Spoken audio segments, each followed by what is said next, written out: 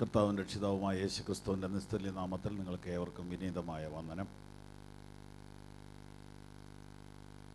ഒരു പ്രാവശ്യം കൂടെ ദൈവത്തിൻ്റെ വചനവും എടുത്തുകൊണ്ട് പരസ്യമായിട്ട് നിൽക്കാൻ, പ്രസംഗിക്കാൻ ആയുസ്സും ആരോഗ്യവും അവസരവും കൃപയും നൽകി തന്ന മഹാകാരുണ്യവാനായ കർത്താവിന് ഞാൻ സകല മഹത്വവും ബഹുമാനവും പുകഴ്ചയും ആരാധനയും അർപ്പിക്കുന്നു. ചർച്ച് ഓഫ് ഗോഡ് ഇൻ ഇന്ത്യയുടെ കേരള സ്റ്റേറ്റ് കൺവെൻഷനിൽ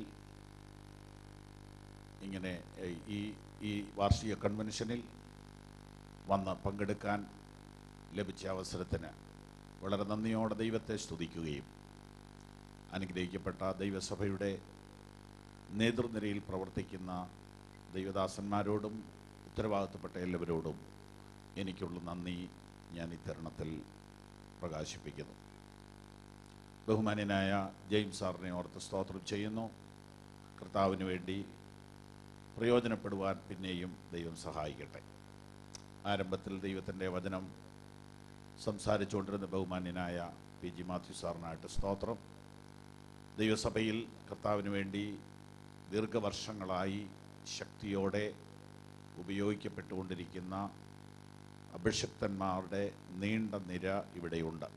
എല്ലാവരെയും ഞാൻ ആദരിക്കുന്നു, ബഹുമാനിക്കുന്നു. എന്നേക്കാൾ വളരെ വർഷങ്ങൾക്ക് മുമ്പ് ഈ ശുശ്രൂഷയിൽ വന്നവരും കർത്താവിന് വേണ്ടി വിശ്വസ്തതയുടെ സേവനം ചെയ്യുന്നവരുമായ ദൈവഭൃത്യന്മാർ ഇവിടെയുണ്ട്.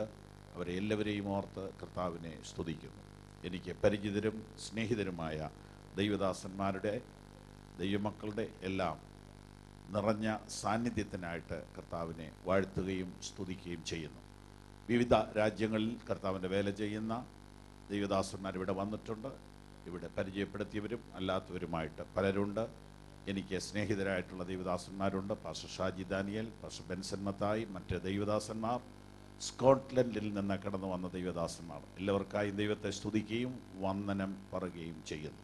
കർത്താവിൻ്റെ വചനം കേൾക്കുവാനായിട്ട് പല പരിപാടികളും വളരെ വേഗത്തിൽ വെട്ടിച്ചുരുക്കിയിട്ടാണ് ഇത്രയും സമയം ഈ വചന ശുശ്രൂഷയ്ക്ക് വേണ്ടി മാറ്റിവെച്ചിരിക്കുന്നത്. അതുകൊണ്ട് ഉത്തരവാദിത്വത്തോടുകൂടെ ഈ വചന ശുശ്രൂഷയിലേക്ക് നമുക്ക് പ്രവേശിക്കാം. നിങ്ങളെല്ലാവരും ആത്മാർത്ഥമായി പ്രാർത്ഥനയോടെ ഈ ശുശ്രൂഷയിൽ സഹകരിക്കണമെന്ന് വിനയമായിട്ട് അപേക്ഷിക്കുന്നു. 2 കൊരിന്ത്യർ 7-ാം അധ്യായം 1-ാം വാക്യം ഞാൻ വായിക്കാം.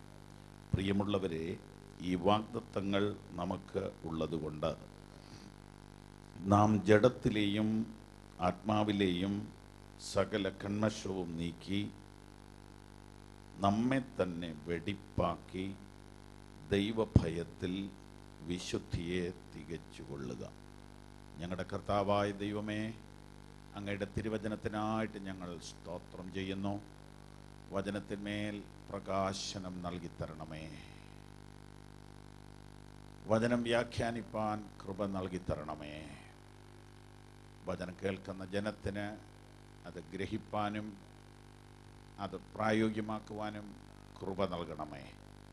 വചനം കേട്ടവരുടെ മേൽ ആത്മാവ് വന്നു എന്നെഴുതിയിരിക്കുന്ന അനുഭവം ഇന്ന് രാത്രി ഞങ്ങൾക്ക് അനുഭവിപ്പാൻ കർത്താവ് കൃപ ചെയ്യണം എന്ന് പ്രാർത്ഥിക്കുന്നു. കർത്താവേ, ഈ പ്രസംഗങ്ങളോ ഈ വചനമോ പരിചിതമല്ലാത്ത ഒരാൾ ഈ പന്തലിലോ പരിസരത്തോ ഉണ്ടെങ്കിൽ ദൈവത്തിൻ്റെ ആത്മാവ് അവരെ സ്പർശിച്ച് വചനം ഗ്രഹിക്കേണ്ടതിന് അവരുടെ കണ്ണ് തുറക്കണമേ എന്ന് പ്രാർത്ഥിക്കുന്നു. ഒരിക്കൽ കർത്താവിനെ സ്വീകരിച്ച് വചനമേറ്റെടുത്തിട്ട് ഇടയ്ക്ക് വെച്ച് തളർന്നുപോയ, വാടിപ്പോയ ആരെങ്കിലും ഇന്ന് ഈ വചനം കേൾക്കുന്നെങ്കിൽ ദൈവത്തിൻ്റെ ആത്മാവ് അവരെ സ്പർശിച്ച് അവർക്ക് ഒരു ചൈതന്യം വരുത്തി കൊടുക്കണമേ എന്ന് പ്രാർത്ഥിക്കുന്നു. അങ്ങയുടെ ദാസന്മാരായിരിക്കുന്നവർക്ക് വേണ്ടി പ്രാർത്ഥിക്കുന്നു. അവരെയും വചനത്താൽ ബലപ്പെടുത്തണം. അങ്ങയുടെ നാമം രാത്രി ഇവിടെ മഹത്വപ്പെടണം. യേശുവിൻ്റെ നാമത്തിൽ തന്നെ. കരങ്ങൾ ഉയർത്തി ഒരു ഹല്ലേലൂയ പറഞ്ഞാട്ട്. വിശുദ്ധിയെക്കുറിച്ചുള്ള ക്ലാസ്സുകളും പ്രസംഗങ്ങളുമാണ് ഈ ദിനങ്ങളിൽ ഇവിടെ മുഴങ്ങുന്നത്. ഓരോരോ വിഷയത്തിലേക്ക് സഭയെ തിരിക്കുന്നത് പരിശുദ്ധാത്മാവാണെന്നാണ് നാം മനസ്സിലാക്കുന്നത്. കുറച്ചു മുമ്പേ ദൈവദാസൻ പറഞ്ഞു വന്ന കൂട്ടത്തിൽ പറഞ്ഞു, ആത്മാവ് സഭകളോട് പറയുന്നത്. എല്ലാ കാലഘട്ടത്തിലുമുള്ള ദൈവസഭയോട് പരിശുദ്ധാത്മാവിന് സംഭാഷിക്കാനുണ്ട്, സംസാരിക്കാനുണ്ട്. അതിന് ദൈവം ഉപയോഗിക്കുന്നത് ദൈവത്തിൻ്റെ ദാസന്മാരെയാണ്. അതത് കാലങ്ങളിൽ ആക്കി വച്ചിരിക്കുന്ന അഭിഷിക്തന്മാരിലൂടെയാണ് ദൈവം തൻ്റെ ജനത്തോട് സംസാരിക്കുന്നത്. അങ്ങനെയാണെങ്കിൽ ഇന്ന് സഭയ്ക്ക് ഏറ്റവും ആവശ്യമുള്ള കാര്യമാണ് ദൈവഭയവും വിശുദ്ധ ജീവിതവും. അതുകൊണ്ടായിരിക്കാം പരിശുദ്ധാത്മാവ് ആ നിലയിൽ കാര്യങ്ങളെ ചെയ്തത്. വിശുദ്ധ ജീവിതം എന്ന ഈ വലിയ വിഷയത്തിൽ ഒരു ഭാഗം ഇന്ന് രാത്രി ഞാൻ ദൈവകൃപയിൽ ആശ്രയിച്ച് നിങ്ങളോട് പങ്കിടാം. അത് പരിശുദ്ധാത്മാവ് നമ്മുടെ ഉള്ളിൽ എഴുതി ബോധ്യപ്പെടുത്തി തന്നെങ്കിൽ മാത്രമേ നമുക്ക് പ്രയോജനം ലഭിക്കുകയുള്ളൂ. ഇവിടെ ദൈവത്തിൻ്റെ വാഗ്ദത്വമാണ് ഒന്നാമത്. രണ്ടാമത് നമ്മളിലുള്ള മാലിന്യങ്ങളാണ്. മൂന്നാമത് ദൈവഭയമാണ്. നാലാമത് വിശുദ്ധിയാണ് പറഞ്ഞിരിക്കുന്നത്. ഈ അടുത്ത കാലത്ത് കേരളത്തിൽ വിശുദ്ധ ജീവിതത്തെ പറ്റി ആശയക്കുഴപ്പമുണ്ടാക്കുന്ന ചില പ്രസംഗങ്ങളും പഠിപ്പിക്കലുകളും ഉണ്ടായി. ധാരാളം ചെറുപ്പക്കാര് ഈ വിധ പഠിപ്പിക്കലുകളാൽ വഴിതെറ്റുകയും വശീകരിക്കപ്പെടുകയും ചെയ്തു. വിശുദ്ധ ജീവിതം എന്ന വിഷയത്തിന് പ്രാധാന്യമില്ലാത്തതുപോലെ ഒരു പഠിപ്പിക്കലാണ് ഇറങ്ങിയത്. ഒരു കാലത്ത് നമ്മുടെ പിതാക്കന്മാർ യഹോവ സാക്ഷികൾക്കെതിരെയും ശിശുസ്നാനത്തിനെതിരെയും ഒക്കെ വചനമെന്ന വാള് ഉയർത്തി. ഒരു കാലത്ത് അത് ഭയങ്കര ടഫായിരുന്നു, ബുദ്ധിമുട്ടായിരുന്നു. എന്നാൽ ഇന്ന് തോന്നുന്നു അതായിരുന്നു കുറച്ചുകൂടി എളുപ്പം. കാരണം അത് നേരിട്ട് ഉള്ള ഒരു അറ്റാക്കാണ്. എന്നാൽ ഇത് ഭക്ഷണത്തിനകത്ത് വളരെ ലൈറ്റായിട്ട് വിഷം ചേർത്തിട്ട് സ്ലോവിലെ ആളുകളെ കൊല്ലുന്ന ഒരു തരം തന്ത്രമായതിനാൽ ഇതിനെ ചികിത്സിക്കാൻ അത്ര എളുപ്പം അല്ല. ദൈവവചനത്തിലെ ഭാഗങ്ങളൊക്കെ എടുത്ത് സരസമായിട്ട് വ്യാഖ്യാനിച്ചു വരുമ്പോൾ ഞാൻ രക്ഷിക്കപ്പെട്ടതിൽ എനിക്കെന്താ പങ്ക്? ഒന്നുമില്ല. മുഴുവൻ കർത്താവാണ് ചെയ്തത്. കൃപയാലല്ലോ നിങ്ങൾ വിശ്വാസം മൂലം രക്ഷിക്കപ്പെട്ടത്. അതിന് നിങ്ങൾ കാരണമല്ല, ദൈവത്തിൻ്റെ ദാനമത്രേ ആകുന്നു. ആരും പ്രശംസിക്കാതിരിക്കേണ്ടതിന് പ്രവൃത്തികൾ കാരണം അല്ല. അപ്പോൾ ഒരു മനുഷ്യൻ രക്ഷിക്കപ്പെടുക എന്ന് പറയുന്നതിൽ അവന് കാര്യമായ ഒരു പങ്കില്ല എന്ന് വ്യക്തമാണ്, സത്യമാണ്. നമ്മൾ ആകെ കൂടി ഒന്ന് കൈപൊക്കി, അല്ലെങ്കിൽ ഒന്ന് ഏറ്റുപറഞ്ഞു, ഇത്ര നമ്മൾ ചെയ്തിട്ടുള്ളൂ. റോമാലേഖനവും ഗലാത്യ ലേഖനവും ഈ കാര്യത്തെക്കുറിച്ച് വ്യക്തമായി ശക്തമായി സംസാരിക്കുന്നു. വിശേഷാൽ എഫേസ്യ ലേഖനത്തിലെ ഒരു പ്രയോഗം സൂക്ഷിച്ചു പഠിച്ചാൽ വളരെ മനോഹരമാണ്. അതിക്രമങ്ങളാലും പാപങ്ങളാലും മരിച്ചവരായിരുന്ന നിങ്ങളെ അവൻ ഉയർപ്പിച്ചു. ഒരു ചോദ്യം, മരിച്ചയാൾ ഉയർക്കാൻ മരിച്ചയാൾ എന്നാ ചെയ്യണം? മരിച്ചയാൾ ഉയർക്കാനായിട്ട് ആ വ്യക്തി എന്നാ ചെയ്യണം? കിഴക്കോട്ട് തിരിഞ്ഞു കിടക്കണോ പടിഞ്ഞാട്ട് തിരിഞ്ഞു കിടക്കണോ? മരിച്ചയാൾക്ക് ഒന്നും ചെയ്യാൻ ഒക്കുകയില്ല. ഉയർപ്പിക്കുന്നയാളുടെ മാത്രം പവറിലാണ് മരിച്ചയാൾ ഉയർക്കുന്നത്. അപ്പൊ അങ്ങനെയാണെങ്കിൽ രക്ഷയോടുള്ള ബന്ധത്തിൽ രക്ഷിതാവിന്റെ പങ്കല്ലേ അവിടെ വെളിപ്പെടുന്നേ? അപ്പൊ ആ നിലയിൽ ആ ടീച്ചിങ് സ്ട്രോങ് ആണ്. അതാണ് കൃപയാലുള്ള രക്ഷ എന്ന കണ്ടെത്തൽ. അവിടെയാണ് പൗരോഹിത്യ മതത്തിന്റെ അടിത്തറ ഇളകിയത്. അവിടെയാണ് കൂദാശകളുടെ അടിത്തറ ഇളകിയത്. കൃപയാൽ വിശ്വാസം മൂലം രക്ഷ എന്ന ശക്തമായ ഉപദേശമാണ് വാസ്തവത്തിൽ ദൈവസഭയെ ഈ നിലവാരത്തിലേക്ക് എത്തിക്കുവാൻ അഥവാ വളർത്തുവാൻ കാരണമായി തീർന്നു. അതൊരു സ്ഥാപിക്കപ്പെടേണ്ട സത്യം തന്നെയാണ്. രക്ഷയോടുള്ള ബന്ധത്തിൽ മനുഷ്യന്റെ പ്രവൃത്തിക്ക് ഒരു മാർക്ക് പോലും ഇല്ല. കേവലം വിശ്വസിക്കുക മാത്രം. ഇത്രയേ ഉള്ളൂ. ജ്ഞാനം അതിന്റെ പുറകെ വരുന്ന കാര്യമാണ്. അത് സത്യം.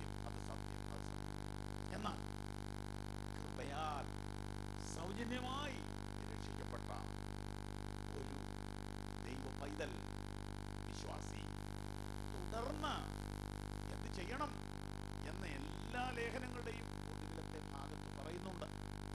അത് ദുർവ്യാഖ്യാനം ചെയ്യുന്നതാണ് ഈ കാലഘട്ടത്തിൽ വന്നിരിക്കുന്ന ഏറ്റവും വലിയ അപകടം. ഗലാത്യർ 5:1 സ്വാതന്ത്ര്യത്തിനായിട്ട് ക്രിസ്തു നമ്മെ സ്വതന്ത്രരാക്കി. നല്ല വാക്യമാണ്. എന്നാൽ അതിന്റെ അടുത്ത ഭാഗം, ആകയാൽ അതിൽ ഉറച്ചു നിൽക്കുകയും അടിമനോകത്തിൽ പിന്നെയും കുടുങ്ങരുത്. അത് നമ്മുടെ ഉത്തരവാദിത്വമാണ്. ഒന്നാം ഭാഗം കർത്താവ് സ്വതന്ത്രമാക്കിയെങ്കിൽ രണ്ടാം ഭാഗം ഉറച്ചു നിൽക്കുക, കുടുങ്ങാതിരിക്കുക. അത് നമ്മുടെ ഉത്തരവാദിത്വമാണ്. അപ്പോ എന്റെ ഉത്തരവാദിത്വം മറന്ന് ഉള്ള ഒരു ജീവിതമാണോ വേദോസ്തം നമ്മെ പഠിപ്പിക്കുന്നത്? അവിടെ വീണ്ടും മനുഷ്യരെ കൺഫ്യൂസ്ഡ് ആക്കുന്ന പ്രശ്നം, ഞാൻ എന്റെ പരിശ്രമം കൊണ്ട് വിശുദ്ധനാകാൻ പറ്റുമോ? അപ്പൊ വിശുദ്ധ ജീവിതവും കർത്താവിന്റെ ദാനമല്ലേ? അതെ. ഇവിടെ എല്ലാം ഒരു ബാലൻസ് സ്റ്റഡിയാണ് ആവശ്യം. എന്റെ പരിശ്രമം കൊണ്ടല്ല ഞാൻ വിശുദ്ധനായത്, പക്ഷെ എന്റെ ആഗ്രഹവും എന്റെ സമർപ്പണവും എന്റെ പങ്കും അതിലില്ലേ? ഉണ്ട്, നിശ്ചയമായിട്ടും. അങ്ങനെയാണെങ്കിൽ വിശുദ്ധ ജീവിതത്തെ കുറിച്ച് ഏതെങ്കിലും ഒരു തെറ്റായ ചിന്തയിൽ നിങ്ങളിൽ ആരെങ്കിലും അകപ്പെട്ടിട്ടുണ്ടെങ്കിൽ നിങ്ങൾ ദൈവവചന പഠനത്തിനായി വീണ്ടും സമയം വേർതിരിക്കണമെന്ന് നിങ്ങളോട് വിനയമായിട്ട് ഓർമ്മിക്കുന്നു. ഇന്ന് രാത്രി ഈ വിഷയത്തോട് ബന്ധപ്പെട്ടുള്ള ഒരു തിരുവചന ധ്യാനമാണ് നമ്മൾ നടത്താൻ പോകുന്നത്.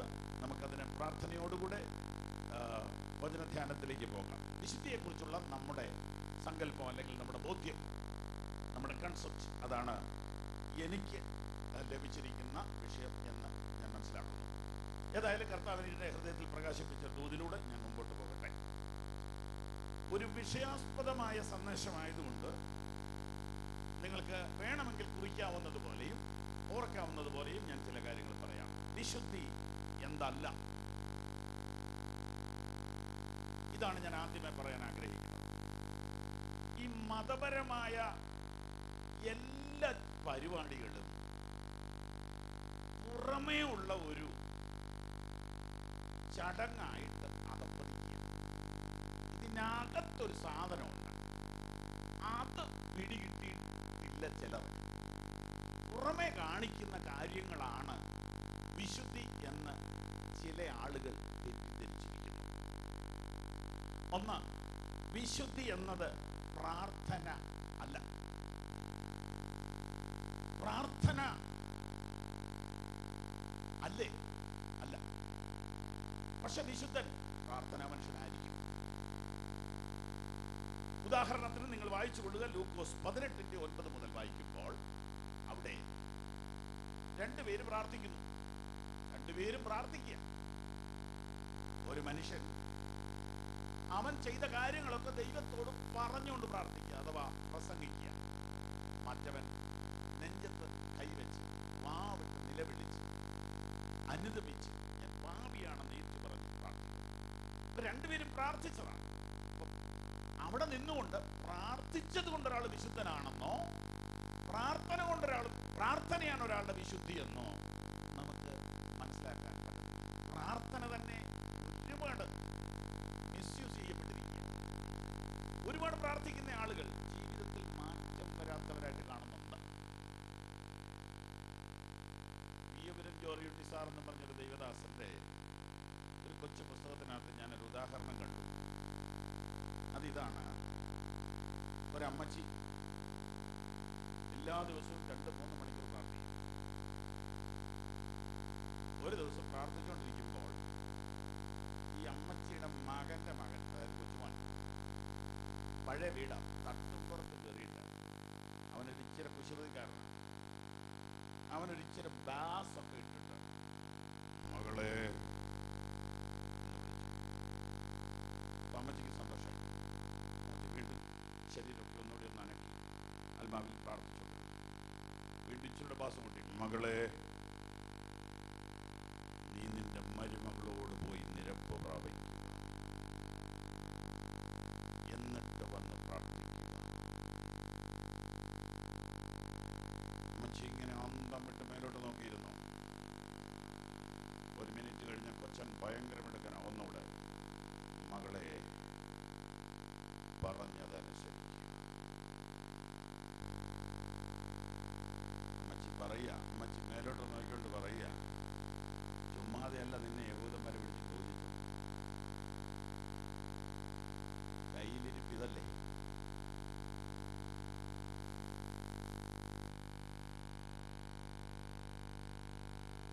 ഉദാഹരണത്തിന്റെ ഉടമസ്ഥന്റെ പേര് ഞാൻ പറഞ്ഞാലും എന്റേതല്ല. ഭാവന കഥയാണോ നടന്നാണോ അത് ഓതറോട് ചോദിക്കണം.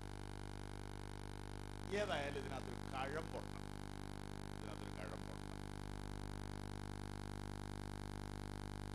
ഇങ്ങനെയൊക്കെ പ്രാർത്ഥിക്കുന്ന ഒരുപാട് മനുഷ്യരുണ്ട്. എല്ലാം നേരിട്ട് കണ്ടതും അനുഭവിച്ചതായ ഒരുപാട് കാര്യങ്ങളുണ്ട്. അതെല്ലാം പറഞ്ഞാൽ ചിലപ്പോൾ എല്ലാവർക്കും കേൾക്കുന്നുണ്ടെങ്കിലും പ്രാർത്ഥിക്കുന്നു എന്ന കാരണത്താൽ ആ ആള് വിശുദ്ധയാണെന്നും വിശുദ്ധനാണെന്നും ഒക്കെ ആളുകളെ ധരിപ്പിക്കാനും കൂടിയായി പ്രാർത്ഥിക്കുന്നത്.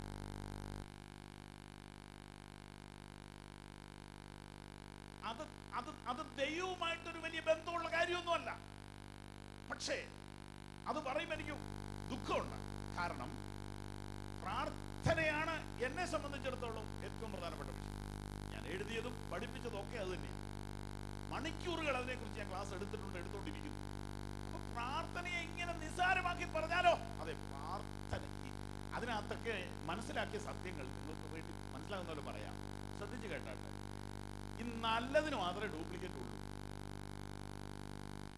25 രൂപയുടെ കള്ളനോട്ട് ഇന്ന് വരെ ഇറങ്ങിയിട്ടില്ല. അതിന്റെ കാരണം 25ന്റെ നല്ല നോട്ട് ഇല്ലാത്തതുകൊണ്ട്. എന്നാൽ 20ന്റെ കള്ളനോട്ടും 1000ന്റെ കള്ളനോട്ടും ഇറങ്ങിയിട്ടുണ്ട്. പ്രാർത്ഥനയാ ഏറ്റവും പവർഫുൾ. അതുകൊണ്ടാണ് അതിന് ഈ ഡ്യൂപ്ലിക്കേറ്റ് ഇറങ്ങുന്നത്. മണിക്കൂറുകളും വർഷങ്ങളും ആഴ്ചകളും ഒക്കെ പ്രാർത്ഥനയുണ്ട്. വെറും കൊച്ചു കൊച്ചു കാര്യങ്ങൾക്ക് വേണ്ടിയും ജീവിതത്തിൽ ഒരു മാറ്റം വരുത്താൻ തയ്യാറല്ലാതെ, ദൈവവുമായുള്ള ബന്ധത്തെ ഒന്ന് ക്ലിയർ ചെയ്യാൻ താല്പര്യപ്പെടാതെ, എന്തെങ്കിലും കാര്യങ്ങളിൽ ക്ഷമിക്കാനോ ക്ഷമ ചോദിക്കാനോ വിട്ടുവീഴ്ച കാണിക്കാനോ പോട്ടെന്ന് വെക്കാനോ മനസ്സില്ലാതെ വെറുതെ കുറെ നേരം മേലോട്ട് നോക്കിയിരുന്ന് ജൽപ്പനം ചെയ്താൽ അത് വിശുദ്ധിയാണെന്ന് ആരെങ്കിലും ധരിച്ചിട്ടുണ്ടെങ്കിൽ ഇന്ന് രാത്രി അത് പൊളിച്ചെഴുതണം. അതിനോട് ചേർന്ന് പല കാര്യവും ചേർക്കാം. ആ പ്രാർത്ഥനയുടെ കൂട്ടത്തിൽ മറുഭാഷയും, ആ പ്രാർത്ഥനയുടെ കൂട്ടത്തിൽ വളരെ ഒക്കെ നമുക്ക് ഉപയോഗിക്കാം. പക്ഷെ അതൊന്നും ദൈവവുമായിട്ട് വലിയ ബന്ധം ഉണ്ടാകണമെന്ന് നിർബന്ധമില്ല. അതിനും അപ്പുറത്താണ് വിശുദ്ധ ജീവിതം നിൽക്കുന്നത്. രണ്ടാമത് ഞാൻ മനസ്സിലാക്കിയതല്ലെങ്കിൽ പറയാൻ ആഗ്രഹിക്കുന്നത് വചന പാണ്ഡിത്യവും അല്ല. ഇവിടെയെല്ലാം ചെറിയ നൂല് വണ്ണത്തിലുള്ള വ്യത്യാസമേ ഉള്ളൂ. കാരണം ഞാൻ നിന്നോട് പാപം ചെയ്യാതിരിക്കാൻ നിന്റെ വചനത്തെ എൻ്റെ ഹൃദയത്തിൽ സംഗ്രഹിക്കുന്നു. ഓ ഓക്കെ, അപ്പൊ വേദപുസ്തകം വാക്യം കാണാപ്പാടം പഠിച്ചാ പിന്നെ പാപം ചെയ്തില്ലല്ലോ, വെറുതെയാ. വാക്യമത്സരത്തിന് വേണ്ടി വാക്യം കാണാതെ പഠിച്ചതുകൊണ്ട് വല്ല ഗുണവും കിട്ടിയോ?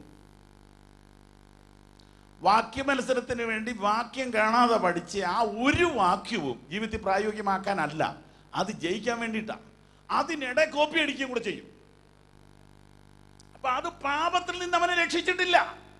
അപ്പൊ ഞാൻ നിന്നോട് പാപം ചെയ്യാതിരിക്കാൻ നിന്റെ വചനങ്ങളെ എന്റെ ഹൃദയത്തിൽ സംഗ്രഹിക്കുന്നു. ബുദ്ധിയിൽ കുറച്ച് കാര്യങ്ങൾ വായിച്ചു പഠിക്കുന്നതാണോ വിശുദ്ധ ജീവിതം? വചന പാണ്ഡിത്യത്തിൽ ഇവിടെ ഇരിക്കുന്ന ആരെക്കാളും നമ്പർ 1 പിശാചായിരുന്നു. പുള്ളിക്കറിയാവുന്ന അത്രയും മൂലഭാഷയും പുള്ളിക്കറിയാവുന്ന അത്രയും വചന നിശ്ചയവും നിലവിലിപ്പോൾ ആർക്കും ഉണ്ടെന്ന് എനിക്ക് തോന്നുന്നില്ല. കർത്താവിനോട് പുള്ളി പറയുന്നത് ശ്രദ്ധിച്ചാൽ മതി. മത്തായി 4:1 മുതൽ 10 വരെ വായിക്കുമ്പോൾ കാര്യം മനസ്സിലാവും. അങ്ങനെ എഴുതിയിട്ടുണ്ട് എന്ന് പറഞ്ഞപ്പോൾ അങ്ങനെ എഴുതിയിട്ടുണ്ടോ? ഏത് ഏത് ഏത് എഡിഷനിൽ അങ്ങനെ എഴുതിയിരിക്കുന്നതെന്ന് കർത്താവ് ചോദിച്ചില്ലല്ലോ. അപ്പോൾ കർത്താവിനറിയാം, അവന് പുസ്തകം അറിയാവുന്നു. അവന്റെ വേദപാണ്ഡിത്യത്തെ സംബന്ധിച്ച് കർത്താവ് ഒന്നും പറഞ്ഞില്ല. കർത്താവ് തിരിച്ചൊരു സംഭവം കൂടെ പറഞ്ഞു, ഇങ്ങനെയും എഴുതിയിട്ടുണ്ട്. ഇത്രയേ ഉള്ളൂ കാര്യം. അപ്പൊ ഒരു കാര്യം വ്യക്തമായി, വേദപുസ്തകത്തിൽ ഒരു സ്കോളർ ആയതുകൊണ്ട് അയാൾക്ക് ഒരു വിശുദ്ധ ജീവിതം ഉണ്ടാകണമെന്ന് നിർബന്ധമൊന്നുമില്ല. പക്ഷേ അതിന് മറുവശം കേട്ടണം. ഒരു വേദപുസ്തക കർത്താവ് ഉദ്ദേശിക്കുന്ന ഒരു വിശുദ്ധ ജീവിതം ഒരുത്തൻ നയിക്കുന്നുണ്ടെങ്കിൽ അവന്റെ ഹൃദയം മുഴുവൻ വചനമായിരിക്കും. ഞാൻ പറഞ്ഞത് തെറ്റിദ്ധരിക്കാതിരിക്കാൻ ഒന്നുകൂടെ പറയുന്നു. വേദപുസ്തക പ്രകാരം അല്ലെങ്കിൽ യേശു പറഞ്ഞ ഒരു വിശുദ്ധ ജീവിതത്തിലേക്ക് ഒരു മനുഷ്യൻ അല്പമെങ്കിലും കയറിയിട്ടുണ്ടെങ്കിൽ അതിന്റെ മുഴുവൻ ഉത്തരവാദിത്വം വചനത്തിനായിരിക്കും. അവനെ രൂപാന്തരപ്പെടുത്തിയത് വചനം, അവനെ ഗൈഡ് ചെയ്യുന്നത് വചനം, അവനെ തടയുന്നത് വചനം, അവനെ നിയന്ത്രിക്കുന്നത് വചനം. സാമാന്യം നല്ല നിലയിൽ ബിസിനസ് ചെയ്യുന്ന ഒരു വ്യാപാരി വേറൊരു വിഷയത്തിന് വേണ്ടി ഫോൺ വിളിച്ച് സംസാരിച്ചപ്പോൾ എന്നോട് പറയുക, പാസ്റ്ററേ, ഞാൻ ഈയിടെ ഓർത്തു എൻ്റെ അപ്പൻ ഉണ്ടായിരുന്നെങ്കിലെന്ന്. ഞാൻ ചോദിച്ചു, എന്താ കാര്യം? നീ അങ്ങനെ ചെയ്യണ്ടടാ എന്ന് എന്നെ ഉപദേശിക്കാൻ എനിക്കിന്നൊരാളില്ല. ആവശ്യത്തിന് പൈസ ഉള്ളത് കൊണ്ട് എനിക്ക് എവിടെയും താമസിക്കാം, എനിക്ക് എന്തും കഴിക്കാം, എന്നെ കറക്റ്റ് ചെയ്യാൻ ആരുമില്ല. പക്ഷെ ഈ വേദപുസ്തകം വായിച്ചതാണ് എൻ്റെ കഷ്ടകാലം. പുള്ളി ഒരു വേറൊരു ഭാഷയിലാണ് അത് പറഞ്ഞത്. കഷ്ടകാലം എന്ന് പറഞ്ഞത്, ഈ പുസ്തകം എന്നെ അങ്ങോട്ടും വിടുകയില്ല ഇങ്ങോട്ടും വിടുകയില്ല. എവിടെ പോയാലും എന്റെ കയ്യെ കയറി പിടിക്കുന്നു, എന്റെ ചെവിക്ക് കയറി പിടിക്കുന്നു, എന്റെ കാലിന് വിലങ്ങിടുന്നു. ഞാൻ ഈ പുസ്തകം അറിഞ്ഞതാണ് എന്റെ വ്യത്യാസം. അപ്പോ ഒരുത്തിന് പുസ്തകം അറിയാവുന്നോർത്ത് അവന് വിശുദ്ധനാവണം നിർബന്ധമൊന്നുമില്ല. പക്ഷെ ഒരുത്തൻ വിശുദ്ധനാണെങ്കിൽ അവന്റെ അകത്ത് പുസ്തകം കാണും. എത്ര പേർക്ക് ഞാൻ പറയുന്നത് മനസ്സിലാകുന്നുണ്ട്? കരങ്ങൾ ഉയർത്തി ദൈവത്തിന് സ്തോത്രം ചെയ്യാൻ. ഹല്ലേലൂയ. അപ്പൊ വേദപുസ്തകത്തിലെ അപാര പാണ്ഡിത്യം വിശുദ്ധിയുമായിട്ട് വലിയ ബന്ധമൊന്നുമില്ല. വേദപുസ്തകം വായിക്കുന്നതും ധ്യാനിക്കുന്നതും വിശുദ്ധിക്ക് വേണ്ടി ആകണം എന്നുള്ളതാണ് അതിൻ്റെ അർത്ഥം. അതായത് അതിനെക്കുറിച്ച് യാക്കോബ് പറയുന്നത്, കണ്ണാടിയുടെ മുമ്പിൽ നിൽക്കുന്ന മനുഷ്യനെ പോലെയാ വേദപുസ്തകത്തിൻ്റെ മുമ്പിൽ ഇരിക്കുന്ന മനുഷ്യൻ. കണ്ണാടിയുടെ മുമ്പിൽ നിന്നാൽ നമ്മുടെ കുറവും നല്ലതും എല്ലാം കാണാം. അവിടുന്ന് മാറുന്നതിന് മുമ്പ് ആ പോരായ്മ എന്താണെന്നോ അതങ്ങ് നികത്തിക്കോണം. അവിടുന്ന് മാറിയാൽ പിന്നെ കാണാൻ പറ്റുകയില്ല. അപ്പോൾ വചനത്തിൻ്റെ മുമ്പിൽ വരുന്നത് എന്നെ കാണാനായിരിക്കണം, അടുത്തിരിക്കുന്നവനെ കാണാനാകരുത്. ഞാൻ പറഞ്ഞത് മനസ്സിലായോ? വചനം ഞാൻ കേൾക്കുന്നതും വായിക്കുന്നതും വേറൊരാൾക്ക് വേണ്ടി ആകരുത്. എന്ന് പറഞ്ഞാൽ എന്താ? നേരത്തെ കേട്ടതുപോലെ, ഇത് കൊടുക്കാൻ കൊള്ളാം, അതിനല്ല പുസ്തകം വായിക്കുന്നത്. മറ്റൊരുത്തനെ കാണാനല്ല, നിന്നെ കാണാനാ. ഞാൻ എവിടെയോ ഒരിടത്ത് പ്രസംഗിച്ച് ഇറങ്ങി വന്നപ്പം ഒരാൾ കയ്യെ പിടിച്ചിട്ട് പറഞ്ഞു, കിട്ടിയിട്ടുണ്ട്, എല്ലാവർക്കും കിട്ടിയിട്ടുണ്ടെന്ന് തലകുലുക്കിക്കൊണ്ട് പറഞ്ഞു. അപ്പൊ എനിക്കൊരു കാര്യം മനസ്സിലായി, പുള്ളിക്ക് കിട്ടിയിട്ടില്ല. പുള്ളി കേട്ടത് എന്തിനാ? ചില ആളുകളെ നോട്ട് ചെയ്തോണ്ടായിരിക്കുന്നത്. അവർക്ക് കിട്ടുന്നുണ്ടോ എന്നായിരുന്നു പുള്ളി ശ്രദ്ധിച്ചുകൊണ്ടിരുന്നത്. പുള്ളിക്ക് കിട്ടുന്നുണ്ടോ എന്നുള്ളത് പുള്ളി ശ്രദ്ധിച്ചിട്ടില്ല. ദുഃഖം തോന്നി ആ വാക്കിന്റെ മുമ്പിൽ. അധപ്പതനത്തിന്റെ വാക്കുകൾ അതൊക്കെ ഭയങ്കര അധപ്പതനത്തിന്റെ വാക്കാണ്. കിട്ടിയിട്ടുണ്ട്. അപ്പൊ കിട്ടാനും കൊടുക്കാനുമാണോ ഇത്? Praise the Lord. അങ്ങനെ വരുമ്പോഴാണ് ഈ കുത്തുവാക്കിയുള്ള ബൈബിൾ നോക്കി പോകുന്നത്. പിന്നെ ഇപ്പൊ അതും ഇറങ്ങുമായിരിക്കും അടുത്ത കാലത്ത്. സ്തോത്രം. അപ്പോ വേദപുസ്തകത്തിലെ പാണ്ഡിത്യം നമ്മെ വിശുദ്ധരാക്കണോ നിർബന്ധമില്ല. എന്നാൽ ഒരുവൻ വിശുദ്ധ ജീവിതം നയിക്കുന്നെങ്കിൽ അവൻ്റെ അകത്ത് ദൈവത്തിൻ്റെ വചനത്തിൻ്റെ ശക്തമായ സ്വാധീനവും സാന്നിധ്യവും ഉണ്ടായിരിക്കും എന്നുള്ളതിന് സംശയം ഇല്ല. മൂന്നാമത്തെ കാര്യം, മത്തായി സുവിശേഷം 7:21 മുതൽ വായിക്കുമ്പോൾ, എന്നോട് കർത്താവേ കർത്താവേ എന്ന് പറയുന്നവൻ അല്ല, സ്വർഗസ്ഥനായ എൻ്റെ പിതാവിൻ്റെ ഇഷ്ടം ചെയ്യുന്നവൻ അത്രേ സ്വർഗരാജ്യത്തിൽ കിടക്കുന്നു. തുടർന്ന് വായിച്ചു വരുമ്പോൾ വീര്യപ്രവർത്തികൾ പ്രവർത്തിച്ചു, അത്ഭുതങ്ങൾ ചെയ്തു, ഭൂതങ്ങളെ പുറത്താക്കി. കർത്താവ് പറയുന്നു, അങ്ങനെയൊന്നും ചെയ്യാൻ സാധ്യതയില്ലല്ലോ എന്ന് പറഞ്ഞില്ല. കർത്താവ് ആ പറഞ്ഞ കാര്യത്തെ നിഷേധിച്ചില്ല. അപ്പോൾ അത്ഭുതങ്ങളും വീര്യപ്രവൃത്തികളും അവർ ചെയ്തിട്ടുണ്ട്. പക്ഷെ കർത്താവ് പറയുന്നു, ഞാൻ നിങ്ങളെ അറിയുന്നില്ല, ഞാൻ നിങ്ങളെ അറിയുന്നില്ല. മൂന്നാമത്തെ കാര്യം എന്താണ്? വീര്യപ്രവൃത്തികളും വിശുദ്ധ ജീവിതത്തിൻ്റെ പര്യായം അല്ല. അവൻ വിശുദ്ധനല്ലെങ്കിൽ അവൻ ഈ അത്ഭുതമൊക്കെ ചെയ്യാൻ പറ്റുമോ എന്ന് ആരെങ്കിലും പറയുന്നെങ്കിൽ അവർക്കൊരു വേദോസ്തവം മേടിച്ചു കൊടുക്കണം. വേദോസ്തവം പറയുന്നത് വരം കൊണ്ട് വൃക്ഷത്തെ അറിയാവുന്നല്ല, ഫലം കൊണ്ട് വൃക്ഷത്തെ അറിയാവുന്ന. വരം ആണ് നമ്മൾ അറിയുന്നത്. നമ്മൾ വരം മാത്രമേ കാണുന്നുള്ളൂ, ഫലം കാണുന്നില്ല. വരം കാണാൻ ഇച്ചിരി സമയം മതി, പക്ഷെ ഫലം കാണാൻ കുറെ സമയമെടുക്കും, കുറെ നാൾ കാത്തിരിക്കണം ഫലം കാണണമെങ്കിൽ. വരം കാണാൻ യോഗത്തിന് വന്ന 5 മിനിറ്റ് കൊണ്ട് വരം നമുക്ക് കാണാം, പക്ഷെ ഫലം കാണുന്നത് പിന്നീടാണ്. വരം കൊണ്ട് ആരെയും ഐഡൻറ്റിഫൈ ചെയ്യരുത്, ഫലം കൊണ്ടേ ചെയ്യാവൂ എന്ന് കർത്താവ് പറഞ്ഞു. വീര്യപ്രവൃത്തികൾ ഒരുവനെ വിശുദ്ധനാക്കുന്നില്ല, അല്ലെങ്കിൽ അതല്ല വിശുദ്ധിയുടെ ലക്ഷണം. പക്ഷേ ഒരു വിശുദ്ധനായ മനുഷ്യൻ വീര്യപ്രവൃത്തികൾ ചെയ്യും. നാലാമത്തെ കാര്യം, നന്മപ്രവൃത്തികളും അല്ല. ധാരാളം നല്ല കാര്യങ്ങൾ ചെയ്യുന്ന മനുഷ്യരുണ്ട്. എന്ന് പറഞ്ഞാൽ പാവപ്പെട്ടവർക്ക് കല്യാണം നടത്തി കൊടുക്കാനുള്ള കാശ് കൊടുക്കുന്നവര്, വീട് വെക്കാൻ പൈസ കൊടുക്കുന്നവർ, ഇങ്ങനെ പല കാര്യങ്ങളും നന്മ പ്രവർത്തികൾ ചെയ്യുന്നവരുണ്ട്. പക്ഷെ അടുത്തടുത്ത് വ്യക്തിപരമായ കാര്യത്തിലേക്ക് ചെല്ലുമ്പോൾ അവർ 1-2 കാര്യത്തിൽ നല്ലവരായിരിക്കും, പക്ഷെ വേറെ 1-2 കാര്യത്തിൽ ദൈവത്തിൽ നിന്നകന്നവരായിരിക്കും. ഞാൻ ഉദാഹരണങ്ങൾ പറയുന്നില്ല. ഏതെങ്കിലും ചിലതിൽ ശ്രദ്ധ ചെലുത്തിയിട്ട് അതാണ് വിശുദ്ധി എന്ന് പറയുന്നവരുണ്ട്. ഉദാഹരണത്തിന്, യേശു കർത്താവിനെ വീട്ടിൽ വിളിച്ച് അക്കാലത്ത് ഡിന്നർ കൊടുക്കാൻ അധികം പേര് തയ്യാറായില്ല. എന്നാൽ ലൂക്കോസ് 7-ൽ ഒരു മനുഷ്യൻ തയ്യാറായി. ലൂക്കോസ് 7:36 അയാൾ യേശുവിനെ വീട്ടിൽ വിളിച്ച് നല്ല ഭക്ഷണം കൊടുത്തു. അതൊരു നല്ല കാര്യമാണ്. എന്നാൽ കർത്താവ് അവനെ പുകഴ്ത്തിയില്ല, കർത്താവ് അവനെ തിരുത്തുകയാണ് ചെയ്തത്. എന്താ അവൻ്റെ പേരിൽ തിരുത്തേണ്ട കാര്യം? അവൻ യേശുവിന് നല്ല ഫുഡ് കൊടുത്തെങ്കിലും അവൻ്റെ നാട്ടിലുള്ള ഒരു പാവപ്പെട്ട സ്ത്രീയെ അംഗീകരിക്കാനുള്ള മാനസിക വികാസം അവന് വന്നിട്ടില്ല. അവൻ ആ സ്ത്രീയെ സഹിക്കാൻ പറ്റുന്നില്ല. അവൻ വല്ലാതെ പല്ലുകടിക്കുകയും പിറുപിറുക്കുകയും അസ്വസ്ഥത കാണിക്കുകയും ഒക്കെ ചെയ്ത് അവിടെ കിടന്ന് പരാക്രമം കാണിച്ചു.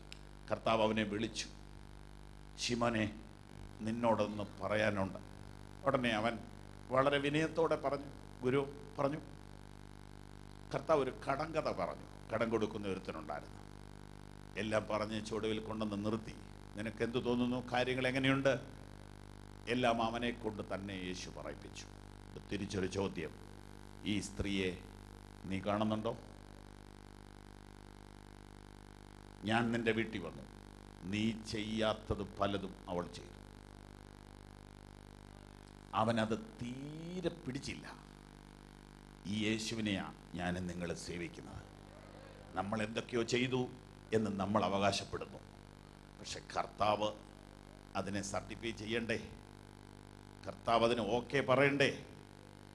ഇല്ലെങ്കിൽ നമ്മുടെ അവസ്ഥ എന്തായിത്തീരും? നാം എന്തൊക്കെയോ ചെയ്തു എന്നുള്ളത് ഒരു പക്ഷേ നമുക്ക് തൃപ്തി തരും. ലോകം നമുക്ക് തൃപ്തി തരും. പക്ഷെ കർത്താവ് അത് നോക്കിയിട്ട് ഒരു നല്ല കമന്റ് പറഞ്ഞില്ലെങ്കിൽ നമ്മുടെ അധ്വാനം വെറുതെ ആയിപ്പോയി. അതെ, നന്മ പ്രവർത്തികളും അല്ല. ഞാൻ ആ അടുത്ത ഭാഗത്തേക്ക് വേഗത്തിൽ പ്രവേശിക്കട്ടെ. എന്താ പിന്നെ വിശുദ്ധി? എന്തെങ്കിലും ചെയ്യുന്നതോ ചെയ്യാതിരിക്കുന്നതോ അല്ല വിശുദ്ധി. പിന്നെ എന്താ വിശുദ്ധി? ഒന്ന്, വിശുദ്ധി എന്നത് യഥാർത്ഥത്തിൽ നമ്മുടെ അകത്ത് സംഭവിച്ച ഒരു മാറ്റമാണ്.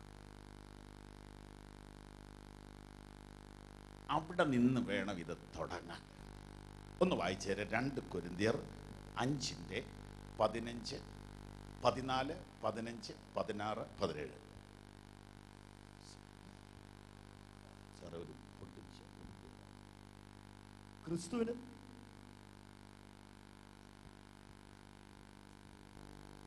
ക്രിസ്തുവിന്റെ സ്നേഹം ഞങ്ങൾ നിർബന്ധിക്കുന്നു. എല്ലാവർക്കും വേണ്ടി ഒരുവൻ മരിച്ചിരിക്കെ എല്ലാവരും മരിച്ചു എന്ന് ജീവിക്കുന്നവർ ഇനി തങ്ങൾക്കായിട്ടല്ല, തങ്ങൾക്ക് വേണ്ടി മരിച്ചു ഉയർത്തവനായിട്ട് തന്നെ ജീവിക്കേണ്ടതിന് അവൻ എല്ലാവർക്കും വേണ്ടി മരിച്ചു എന്നും ഞങ്ങൾ നിർണയിച്ചിരിക്കുന്നു. ആകയാൽ ഞങ്ങൾ ഇന്നു മുതൽ ആരെയും ജഡപ്രകാരം അറിയുന്നില്ല. ക്രിസ്തുവിനെ ജഡപ്രകാരം അറിഞ്ഞുവെങ്കിലും ഇനിമേൽ അവൻ അറിയുന്നില്ല. ഒരുത്തൻ ക്രിസ്തുവിലായാൽ അവൻ പുതിയ സൃഷ്ടിയാകുന്നു, പഴയത് കഴിഞ്ഞുപോയി, ഇതാ അത് പുതിയതായി തീർന്നിരിക്കുന്നു. ഇവിടെയായി ഇതിന്റെ തുടക്കം. ഞാൻ വളരെ പതുക്കെ പറയാം, നിർത്തി പറയാം. ഇന്ന് രാത്രിയിൽ ആദ്യമായിട്ടൊരു സുവിശേഷ പ്രസംഗം കേൾക്കുന്ന ഒരാൾ ഇവിടെ ഉണ്ടോ? ഉണ്ടെന്ന് ഞാനങ്ങ് പ്രതീക്ഷിക്കുക. കാരണം കേരളത്തിൽ ഭൂരിപക്ഷവും പെന്തിക്കോസുകാരൊന്നും അല്ല, തിരുവല്ലായിലും അല്ല, പത്തനംതിട്ട ജില്ലയിലും ഭൂരിപക്ഷം ആളുകളും പെന്തിക്കോസുകാരൊന്നും അല്ല. രക്ഷിക്കപ്പെടാത്ത, യേശുവിനെ അറിയാത്ത ഒരുപാട് മനുഷ്യർ ഇപ്പോഴും നമ്മുടെ നാട്ടിലുണ്ട്. അതിൽ ഒരാളെങ്കിലും ഈ പ്രസംഗം കേൾക്കുന്നുണ്ടെങ്കിൽ സുഹൃത്തെ, ഇത് ശ്രദ്ധിച്ച് കേൾക്കണം. എന്താ ഇപ്പൊ വായിച്ചത്? എല്ലാവർക്കും വേണ്ടി ഒരുവൻ മരിച്ചിരിക്കെ എല്ലാവരും മരിച്ചു എന്നും ജീവിക്കുന്നവർ ഇനി തങ്ങൾക്കായിട്ടല്ല, തങ്ങൾക്കായിട്ട് മരിച്ച് ഉയർത്തവനായിട്ട് തന്നെ ജീവിക്കേണ്ടതിന് അവൻ എല്ലാവർക്കും വേണ്ടി മരിച്ചു എന്ന് ഞങ്ങൾ നിർണയിച്ചിരിക്കുന്നു. ആ നിർണയിച്ചിരിക്കുന്നു എന്ന ആ വാക്ക് വേണേ ഇച്ചിരൂടെ ഒന്ന് വിശദമായിട്ട് ഇങ്ങനെ പഠിക്കാം. എല്ലാവർക്കും വേണ്ടി ഒരുവൻ മരിച്ചതിനാൽ എല്ലാവരും മരിച്ചുവെന്നും ജീവിക്കുന്നവർ ഇനി തങ്ങൾക്കായിട്ടല്ല, തങ്ങൾക്ക് വേണ്ടി മരിച്ചവന് വേണ്ടി ജീവിക്കേണ്ടതിനാണ് അവൻ എല്ലാവർക്കും വേണ്ടി മരിച്ചതെന്ന് ഞങ്ങൾ നിങ്ങളെ ബോധ്യപ്പെടുത്തുന്നു എന്നാണ് അതിൻ്റെ അർത്ഥം. പ്രിയരെ, എന്താണത്? ശ്രദ്ധിച്ചേ. യേശു എല്ലാവർക്കും വേണ്ടി മരിച്ചു. ഇതൊരു പൊതുവായ സത്യമാണ്, പൊതുവായ സത്യമാണ്. ഇക്കാര്യത്തിന് എതിരില്ല. യേശു ക്രിസ്തു പാപികളെ രക്ഷിപ്പാൻ ലോകത്തിൽ വന്നു എന്നുള്ളത് വിശ്വാസ്യവും എല്ലാവരും അംഗീകരിപ്പാൻ യോഗ്യവുമായ വചനം തന്നെ. പാപിയെ രക്ഷിക്കാൻ ഒരാളെ ഈ മണ്ണിൽ വന്നിട്ടുള്ളൂ. പാപിക്ക് വേണ്ടി ഒരാളെ ഇവിടെ മരിച്ചിട്ടുള്ളൂ. പാപം പോക്കുവാൻ രക്തം ചൊരിഞ്ഞത് യേശു മാത്രമാണ്. ജീവിച്ചിരിക്കുമ്പോൾ പാപമോചനം നൽകുന്ന ഒരേ ഒരു മാർഗം സുവിശേഷ മാർഗമാണ്. ജീവിച്ചിരിക്കുമ്പോൾ പാപമോചനം നൽകുന്ന ഒരേ ഒരു പുസ്തകം ബൈബിളാണ്. സുഹൃത്തെ, നിങ്ങൾ ഏത് മതവിശ്വാസിയുമായിക്കോട്ടെ, നിങ്ങൾക്ക് യഥാർത്ഥത്തിൽ പാപമോചനം ലഭിച്ചിട്ടുണ്ടോ? നിങ്ങൾ യഥാർത്ഥത്തിൽ പാപക്ഷമ പ്രാപിച്ചിട്ടുണ്ടോ? നിങ്ങൾ വിശ്വസിക്കുന്ന മതം നിങ്ങൾക്ക് മരണം വരെയും പാപമോചനം തരുന്നില്ല എന്ന കാര്യം നിങ്ങൾക്കറിയാമോ? ഒന്നുകൂടെ ഞാൻ പറയാം. മതങ്ങൾ പാപമോചനത്തിന് പല മരുന്നുകൾ പറയുന്നുണ്ടെങ്കിലും ഒരൊറ്റ വ്യക്തിക്ക് പോലും പാപമോചനം കൊടുക്കുന്നില്ല, കൊടുത്തിട്ടുമില്ല. മരിക്കുന്നവരെയും പ്രക്രിയ തുടരുന്നു, മരണശേഷവും തുടരുന്നു. എന്നാൽ സുവിശേഷം ജീവിച്ചിരിക്കുമ്പോൾ ഒരു വ്യക്തിക്ക് രക്ഷ ഉറപ്പാക്കി കൊടുക്കുന്നു. തുടർന്ന് പാപമോചനത്തിലുള്ള പ്രവൃത്തിയല്ല, തുടർന്ന് വിശുദ്ധ ജീവിതത്തിലുള്ള പ്രവൃത്തിയേ ഉള്ളൂ. അങ്ങനെയാണെങ്കിൽ അതിനുള്ള മാർഗം എന്താ? ഒരു ക്രിസ്മസ് കൂടെ കഴിഞ്ഞുപോയി. പാപികളെ രക്ഷിപ്പാൻ മനുഷ്യനായി ഭൂമിയിൽ അവതരിച്ച യേശുവിലേക്ക് തിരിയുക. ലോകത്തിന്റെ പാപം ചുമക്കുന്ന ദൈവത്തിന്റെ കുഞ്ഞാട്. കേരളത്തിന്റെ പാപമല്ല, ഇന്ത്യയുടെ പാപമല്ല, ലോകത്തിന്റെ പാപം ചുമക്കുന്ന ദൈവത്തിന്റെ കുഞ്ഞാട്. ഞങ്ങൾക്ക് അഭിമാനത്തോടെ പറയാൻ പറ്റും, പാപം ഇല്ലാത്തവൻ, പാപികൾക്കായി മരിച്ചവൻ, ഉയർത്തെഴുന്നേറ്റവൻ, മടങ്ങി വരുന്നവൻ യേശു മാത്രം, യേശു മാത്രം, യേശു മാത്രം. നിങ്ങൾക്ക് ചില ക്രിസ്ത്യാനികളെ പരിചയം കാണും, പക്ഷെ ക്രിസ്തുവിനെ പരിചയം കാണുകയില്ല. ഇന്ന് രാത്രി യേശുവിനെ ഒന്ന് അടുത്തറിയാൻ ശ്രമിക്കുക, നിങ്ങളുടെ ജീവിതം മാറും. എന്ന് പറഞ്ഞാൽ എന്താ പാസ്റ്റേ? അത് ഭയങ്കര ഒരു കാര്യമാണ്. അപ്പോ എനിക്ക് വേണ്ടി മരിച്ച കർത്താവിന് വേണ്ടി ഞാൻ ജീവിക്കും എന്നൊരുത്തൻ അങ്ങോട്ട് തീരുമാനിക്കുക. അത് ആ തീരുമാനത്തോടു കൂടെ അവനിലില്ലാത്ത ഒരു പവർ അവൻ്റെ അകത്തേക്ക് വരും. ആ പവർ അവനിലൊരു രൂപാന്തരപ്പെടുത്തും. ആ രൂപാന്തരം എനിക്ക് വർണ്ണിക്കാൻ കഴിയത്തില്ല, എനിക്കത് വിവരിക്കാൻ പറ്റത്തില്ല, ഒരു എഴുത്തുകാരനെ കൊണ്ട് എഴുതാൻ പറ്റുകയില്ല. ഞാൻ വേണേ ഒന്ന് രണ്ട് വാക്യമൊക്കെ വായിച്ചു കേൾപ്പിക്കാം. ഇപ്പൊ വായിച്ചു വന്നത് ഇങ്ങനെയാണ്: ഒരുത്തൻ ക്രിസ്തുവിൽ ആയാൽ, അത് ക്രിസ്ത്യാനി ആയാൽ എന്നല്ല, പെന്തിക്കോസിലായാലെന്നും അല്ല, ക്രിസ്തുവിൽ ആയാലെന്നാ. പെന്തിക്കോസിലാകാൻ എന്നാ ചെയ്യണം? എന്നോട് പിണങ്ങൊന്നും ചെയ്യരുത്, പെന്തിക്കോസുകാരൻ്റെ മകനായിട്ട് ജനിച്ചാൽ മതി. നമ്മളിപ്പോൾ സമ്മതിക്കുകയൊന്നുമില്ല, പക്ഷെ അങ്ങനെയാ എല്ലാ മതങ്ങളിലും.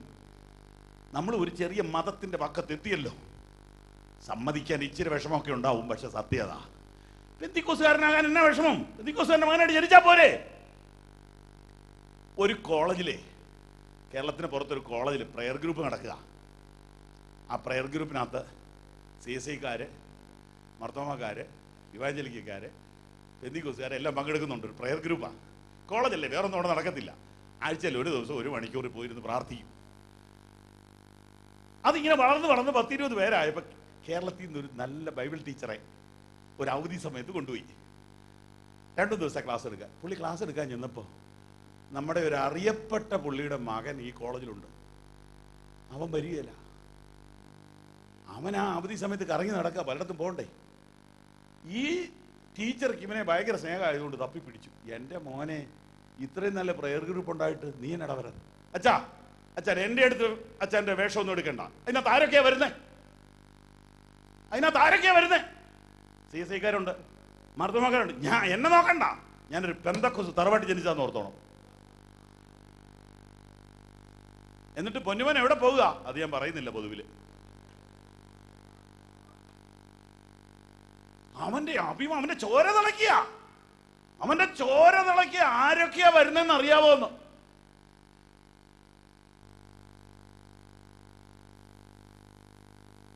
അപ്പൊ ഇങ്ങനെയുള്ള ചെറുപ്പക്കാരെ നിങ്ങൾ കണ്ടിട്ടുണ്ടോന്നൊന്ന് ഓർത്ത് നോക്ക്. അവൻ വേണമെങ്കിൽ, എന്നോട് പിണങ്ങരുത്, അവൻ വേണമെങ്കിൽ നമ്മുടെ ചർച്ച് പൊളിറ്റിക്സിൽ മുമ്പിൽ വരും, അല്ലേ? നമുക്കുണ്ടല്ലോ, എല്ലായിടത്തും ഉണ്ടല്ലോ. അങ്ങനെയുള്ള സമയം വരുമ്പോൾ ഇവർ രംഗത്ത് വരും. അവർ എന്തും ചെയ്തു കളയും, ആർക്ക് വേണ്ടിയും എന്തും അവർ ചെയ്യും. കാരണം അവർ വീണ്ടും ജനിച്ചിട്ടില്ലല്ലോ. വീണ്ടും ജനിച്ചവരെ നമുക്ക് കൂട്ട് കിട്ടിയിട്ട് വലിയ കാര്യമില്ല, കാരണം അവരെ കൊണ്ട് നമുക്ക് കാര്യമായ പ്രയോജനമൊന്നുമില്ല. വീണ്ടും ജനിക്കാത്തവർ കൂടെ ഉണ്ടായാലേ നമ്മുടെ പരിപാടി നടക്കത്തുള്ളൂ. എത്ര പേർക്ക് ഞാൻ പറയുന്നത് മനസ്സിലാകുന്നുണ്ട്? ചെന്ന് കൊണ്ടുവരാൻ പറഞ്ഞ കൊന്നു കൊണ്ടിരുന്നവർ വേണ്ടേ?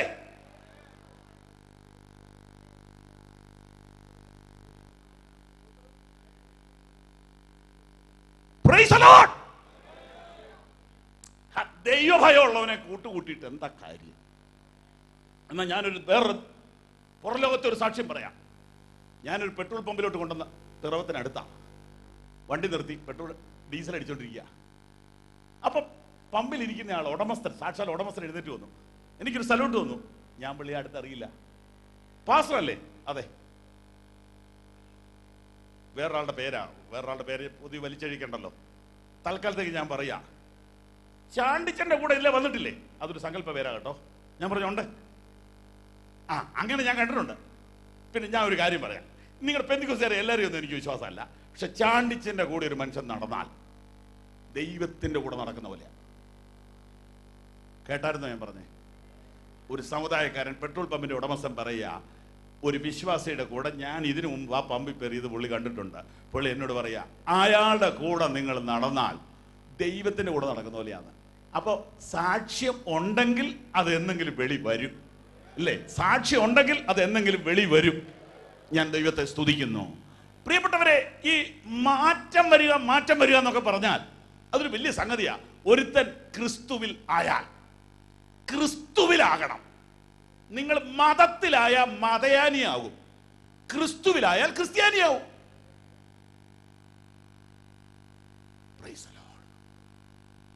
ക്രിസ്തുവിലാകണം, ക്രിസ്തുവിലാകണം, ക്രിസ്തുവിൽ. നേതാക്കളിലാകരുത്, ക്രിസ്തുവിൽ. ഈ മാർഗത്തിൽ ഒറ്റ ഡോറേ ഉള്ളൂ, ഒറ്റ ഡോറ്.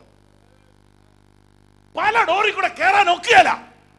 യേശു എന്ന ഒറ്റ ഡോറിൽ കൂടെ ഇതിനകത്ത് കയറാൻ പറ്റുള്ളൂ.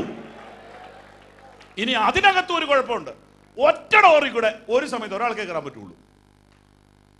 ഇടുക്കവും ഞെരുക്കും എന്ന് പറഞ്ഞാൽ അതിന്റെ അർത്ഥം എന്നാ? ഇങ്ങനെ കിടക്കാൻ പറ്റുള്ളൂ. അപ്പൊ കൈ കൊച്ചുണ്ടെങ്കിലോ, കൊച്ചു വേറെ വേറെ കയറിക്കോണം. വേറെ ടിക്കറ്റാ, വേറെ ടിക്കറ്റാ. ഈ പ്രൈവറ്റ് ബസ്സിലെ കണ്ടക്ടറോട് പറയാം നമുക്ക് കൊച്ചിന് ടിക്കറ്റ് എടുക്കാറായിട്ടില്ലെന്ന്. അതൊക്കെ നമുക്ക് 10-15 വയസ്സ് വരെ പറഞ്ഞുകൊണ്ടിരിക്കാം.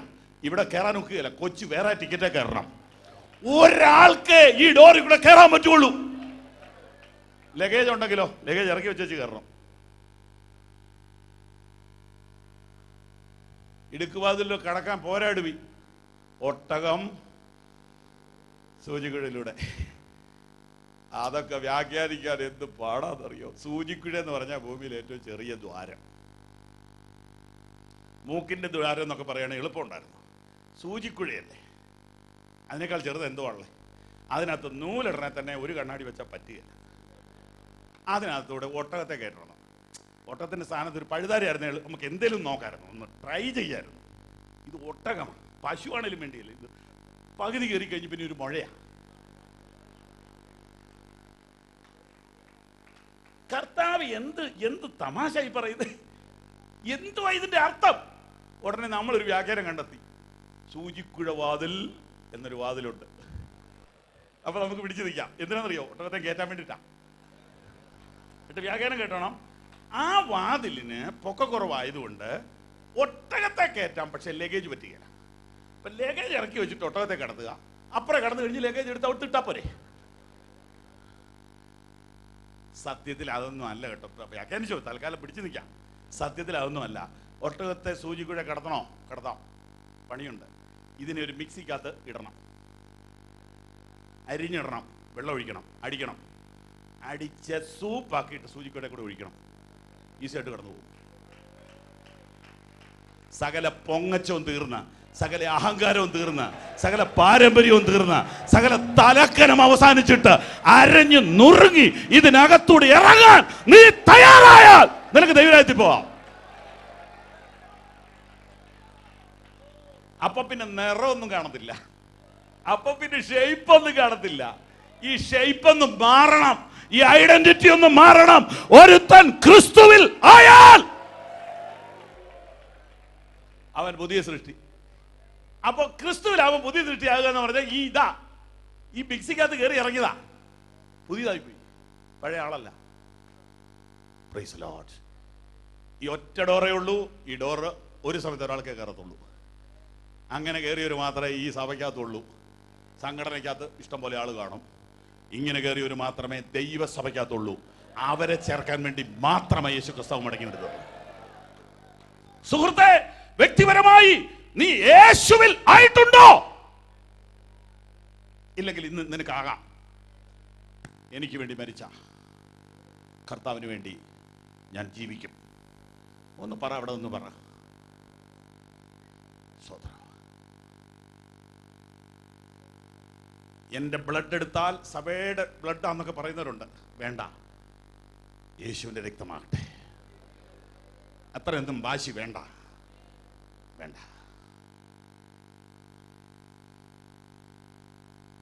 എനിക്ക് വേണ്ടി മരിച്ച കർത്താവിന് വേണ്ടി ഞാൻ ജീവിക്കും. ഇന്ന് രാത്രി പറയാമോ? ഇന്ന് രാത്രി പറയാമോ? പുറത്തു നിൽക്കുന്ന സ്നേഹിത, വണ്ടി ഓടിച്ചുകൊണ്ട് ഇവിടെ വന്ന സുഹൃത്തെ, ഇന്ന് രാത്രി ഞാൻ യേശുവിന് വേണ്ടി ജീവിക്കുമെന്ന് പറയാമോ? നിനക്ക് വേണ്ടി ആരും മരിച്ചിട്ടില്ല കേട്ടോ, യേശു മാത്രമേ മരിച്ചിട്ടുള്ളൂ. നിനക്ക് വേണ്ടി ഒരുവൻ മാത്രമേ മരിച്ചിട്ടുള്ളൂ. നിന്റെ പാപത്തിന് പരിഹാരമായി കുരിശിൽ അർത്ഥനഗ്നനായിട്ട് 2 കള്ളന്മാരുടെ നടുവിൽ ഒരു നീചനെ പോലെ ക്രൂരമായ ആ വധത്തിന്, ആ മരണത്തിന് ഏൽപ്പിച്ചു കൊടുത്ത യേശുവിൻ്റെ മുഖത്തേക്ക് നോക്കിയിട്ട് ഇന്ന് രാത്രി പറ, എനിക്ക് വേണ്ടി മരിച്ച യേശുവിന് വേണ്ടി ഞാൻ ജീവിക്കും. ആ ഒരു തീരുമാനമാണ് നമ്മെ ക്രിസ്തുവിൽ ആക്കുന്നത്. അങ്ങനെ ക്രിസ്തുവിൽ ആയവൻ പുതിയ സൃഷ്ടി. പുതിയ സൃഷ്ടി. പുതിയ സൃഷ്ടി എന്ന് പറഞ്ഞാൽ പഴയത് കഴിഞ്ഞു പോയി. റിപ്പയർ ചെയ്തെടുക്കുകയല്ല, ഉടച്ചു വാർക്കുക. ഓൾട്രേഷൻ എടുത്തതല്ല, മൊത്തം കീറിക്കളഞ്ഞു. പുതിയൊരു സൃഷ്ടി. പുതിയ തുണിക്കണ്ടം പഴയതിനോട് ചേർത്ത് തുന്നത്തില്ല. ഇത് മൊത്തം പുതിയതാണ്. ഒരു മനുഷ്യൻ പുതിയതാകുക എന്ന് പറഞ്ഞാൽ എന്താ? പഴയ ദൈവദാസന്മാർ പറഞ്ഞു. 1-2 ഉദാഹരണം പറയാം. പല വീട്ടിൽ പാല് കൊടുത്തോണ്ടിരുന്ന ഒരു ചെടുത്തിയാര് സുവിശേഷ യോഗത്തിൽ പോയി മാനസാന്തരപ്പെട്ടു. പിറ്റേ ദിവസം പാല് കൊണ്ട് വന്നപ്പോൾ 1 കുപ്പി പാല് കൊടുത്തടുത്ത് 1/2 കുപ്പിയെ തരുന്നുള്ളൂ. മറ്റേ വീട്ടിലും അതെ. എല്ലാ വീട്ടിലും പാല് വളരെ കുറച്ചു. വീട്ടുകാർ പറഞ്ഞു, ഇത് എന്തൊരു ചതിയാ നിങ്ങൾ ചെയ്യുന്ന, പിള്ളേർക്ക് പാല് കൊടുക്കണ്ടേ? കൈ കൂപ്പിക്കൊണ്ട് പറഞ്ഞു, ഇന്നലെ തന്നെ അത്രയും പാലുണ്ട്.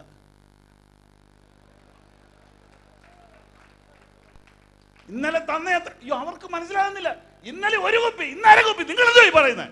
നിങ്ങൾക്ക് എന്നാ പറ്റിയത്? എനിക്ക് പറ്റിയത്, ഞാനൊരു സുവിശേഷ യോഗത്തിന് പോയി, അതുകൊണ്ട് 1/2 കുപ്പി പാലോ 1/2 കുപ്പി വെള്ളമോ ഞാൻ തന്നുകൊണ്ടിരുന്നത്. ഇപ്പൊ വെള്ളം മാറ്റി അത് നിങ്ങൾ അങ്ങ് ചേർത്ത 1 കുപ്പി ആയിക്കോളും. അങ്ങനെ സുവിശേഷ യോഗത്തിന് പോയിട്ട് അങ്ങനെ വല്ല പറ്റിയ ഒരു പിടിയുണ്ടോ? അപ്പൊ 500 രൂപ കിട്ടിക്കൊണ്ടിരുന്നത് 250 ആയി. നമ്മൾ ഈ പറയുന്ന സാക്ഷിയൊക്കെ എന്നാന്നറിയോ? സ്നാനപ്പെട്ടപ്പോൾ എനിക്ക് 1 സ്കൂട്ടർ, സ്നാനം കഴിഞ്ഞപ്പോൾ 5 സ്കൂട്ടർ. ഇതിങ്ങനെ അങ്ങ് കണ്ടവാനം പറയല്ലേ. ഒരു സ്കൂട്ടർ പോലും കിട്ടാത്ത പാവപ്പെട്ട ഒരു പിടി ഇരിപ്പുണ്ട്. നീ പ്രാർത്ഥിക്കാത്തതുകൊണ്ടാണ് നിനക്ക് കിട്ടാത്തത്. ഞാൻ പ്രാർത്ഥിച്ചു, എനിക്ക് BMW 2 എന്ത് ചതിയായി പറയുന്നേ. നിന്നേക്കാൾ പ്രാർത്ഥിച്ചവൻ ഇപ്പോൾ സൈക്കിളെ നടപ്പുണ്ടല്ലോ. നീ ആരെയായി വെല്ലുവിളിക്കുന്നേ? ആരെയായി വെല്ലുവിളിക്കുന്നേ? പാവപ്പെട്ട ദൈവവൈതലിനെ വരട്ടരുത്. നിന്റെ BMW തരാനല്ല എന്റെ കർത്താവ് കുരിശിൽ മരിച്ചത്. നിന്റെ പാപത്തിന്റെ പടുകുഴിയിൽ നിന്ന് വിളിച്ചുയർത്താനോ യേശു കുരിശിൽ മരിച്ചത്. കരങ്ങൾ അടിച്ച് ദൈവത്തിന് മഹത്വം കൊട്.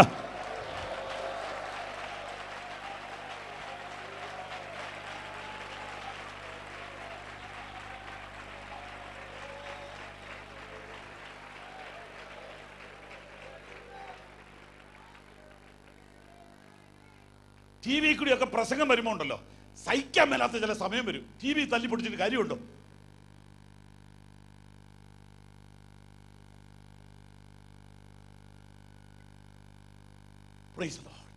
ദൈവം അനുഗ്രഹിച്ചവർക്കെല്ലാം BMW വേണമെന്ന് പറയരുത്, പ്ലീസ് പറയരുത്. അപ്പൊ പാസർക്ക് കുശുമ്പുണ്ടോ? എനിക്ക് എൻ്റെ അത്രയും കുശുമ്പില്ലാത്തവർ വളരെ കുറച്ചേ കാണുള്ളൂ. ഞാനിത് ദൈവസന്നിധി പറയുക. കാരണം നിങ്ങൾക്ക് ഓരോ ഹെലികോപ്റ്റർ കിട്ടിയാൽ ഞങ്ങൾക്കാ ഗുണം. എന്നാന്നറിയോ? ഈ ഏറ്റുമാനൂർ ഭയങ്കര ബ്ലോക്കാ. ഞാൻ അവിടുന്ന് വരുന്നു, കടുത്തുരുത്തി കഴിയുമ്പോൾ ഞാൻ വിളിക്കുന്നു, ജെയിംസ് സാറേ ആ ഹെലികോപ്റ്റർ ഒന്നിഞ്ഞ് വിട്ടേര്. പടവൊന്ന് വണ്ടി എവിടെ വരുന്നു, ഞാൻ കയറിഞ്ഞു പോരുന്നു. അത് എല്ലാവർക്കും കിട്ടട്ടെ. പക്ഷെ ഇത് കിട്ടിയവരെല്ലാം വിശുദ്ധന്മാരും കിട്ടാത്തവരെല്ലാം മണ്ടന്മാരൊന്നും വിളിച്ചു പറയരുത്. അങ്ങനെ വന്ന പൗലോസൊക്കെ വലിയ മണ്ടനാകും. അങ്ങനെ വന്നാൽ ഈശോ മശിഹായും സ്നാപകയോഹന്നാനും ഒക്കെ വലിയ മണ്ടന്മാരാകും. തലചായ്പാൻ ഇടമില്ലാതെ പശുത്തൊട്ടിയിൽ കിടന്ന ദൈവപുത്രന്റെ പേര് പറഞ്ഞ നീ കോടികൾ ഉണ്ടാക്കാൻ നോക്കണ്ട. മാനസാന്തരപ്പെട്ടു.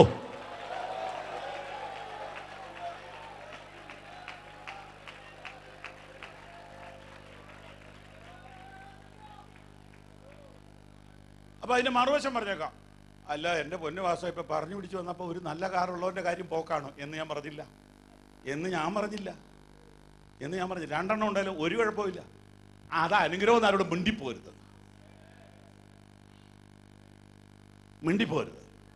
അയ്യോ, ഇങ്ങനെയൊക്കെ പറയുന്ന പിന്നെ അല്ലാതെ ഇങ്ങനെ പറയുന്നത്.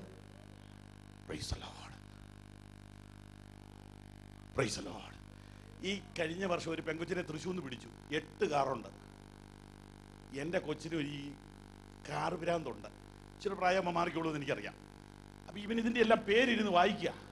എനിക്കിതൊന്നും അറിയത്തില്ല. എല്ലാത്തിനും 4 വീല. പിന്നെ എന്ത് മാത്രം നോക്കാനുള്ളത്. അവൻ എന്നോട് ചോദിച്ചു, പപ്പ ഇതിൻ്റെ വില പപ്പയ്ക്ക് അറിയോ? ഞാൻ പറഞ്ഞു എനിക്കറിയത്തില്ല. ഇതിന് 1.5 കോടി, മറ്റേനോ 1 കോടി, മറ്റേനോ 85 ലക്ഷം, അങ്ങനെ കുറേ കണക്കുണ്ട്. ഞാൻ ചോദിച്ചിട്ട് എന്നിട്ട് ഇപ്പം ഇതെന്നെ അടക്കിയ പത്രത്തിൽ വന്നേ? അല്ല, പുള്ളിക്കാരത്തെ പോലീസ് പിടിച്ചു. എന്നിട്ടിപ്പോൾ എവിടെയാ കിടക്കുന്നത്? പൂജപ്പുര. എന്നാ പ്രയോജനം? പുള്ളിക്കാരത്തേക്ക് വീട് 6 എണ്ണം ഉണ്ട്, കാർ 8 എണ്ണം ഉണ്ട്, കിടപ്പ് അവിടെ. അവിടെ ഒരു ഗുണമുണ്ട്, നല്ല മതിൽക്കെട്ട, ഇനി ഒന്നും പേടിക്കണ്ട. ചെറുപ്പക്കാരെ, വഞ്ചിക്കപ്പെടരുത്, വഞ്ചിക്കപ്പെടരുത്, വഞ്ചിക്കപ്പെടരുത്. ഇതൊന്നും വെച്ച് പ്രാർത്ഥിച്ച് സമയം കളയരുത്. ഇതിനു വേണ്ടി നിന്റെ ജീവിതം പാഴാക്കരുത്. ഇത് മണ്ണാങ്കട്ടയാ.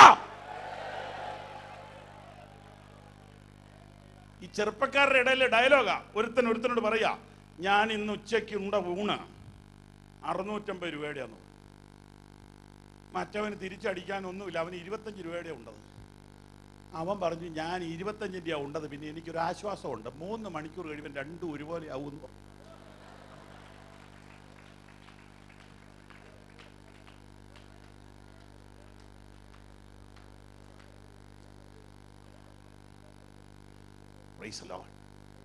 നമ്മൾ ഈ പൊങ്ങച്ചത്തിലൊക്കെ ആണോ ഈ തൂങ്ങിക്കിടക്കുന്നേ? ആണോ? ഇതാണോ ദൈവം അനുഗ്രഹിച്ചു നീ പറയുന്നേ? നിനക്ക് പാപത്തോടൊരു ഭയമുണ്ടോ?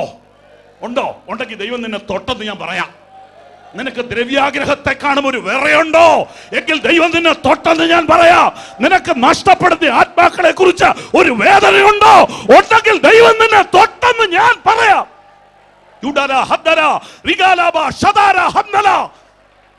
ദൈവത്തിന് മഹത്വം കൊടുക്കാം.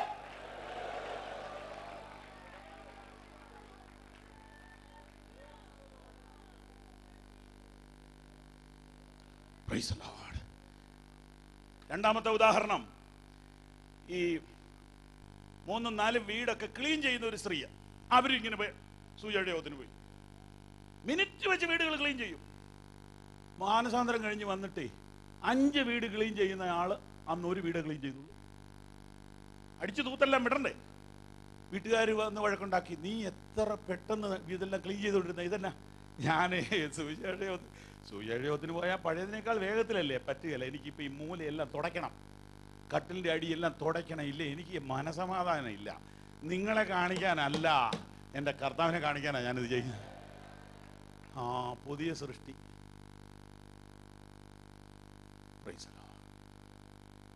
സക്കായി കർത്താവിനെ കണ്ടു. കർത്താവ് ഒന്നും മിണ്ടിയില്ല, മുഴുവൻ അവനാ പറയും. അവനാ ഇത് മുഴുവൻ. ഈ കർത്താവ് ഇതൊന്നും വേഗം ഇറങ്ങി വരാനല്ല, പാവം ഒരു കാര്യം കർത്താവ് പറഞ്ഞില്ല. വസ്തു വിൽക്കുക, അത് ചെയ്ത് ഒന്നും പറഞ്ഞില്ല. ഇവൻ നിന്ന് പറയ, വല്ലത് ചതിവായി വാങ്ങിയിട്ടുണ്ടെന്ന് ആരാ പറഞ്ഞ്? മനസാക്ഷിയായി പറയുന്നേ. ഇപ്പൊ പിന്നെ അങ്ങനെ പറയുന്നില്ല, മനസാക്ഷിയൊക്കെ വളരെ ഡീസന്റ് ആയിരിക്കുക.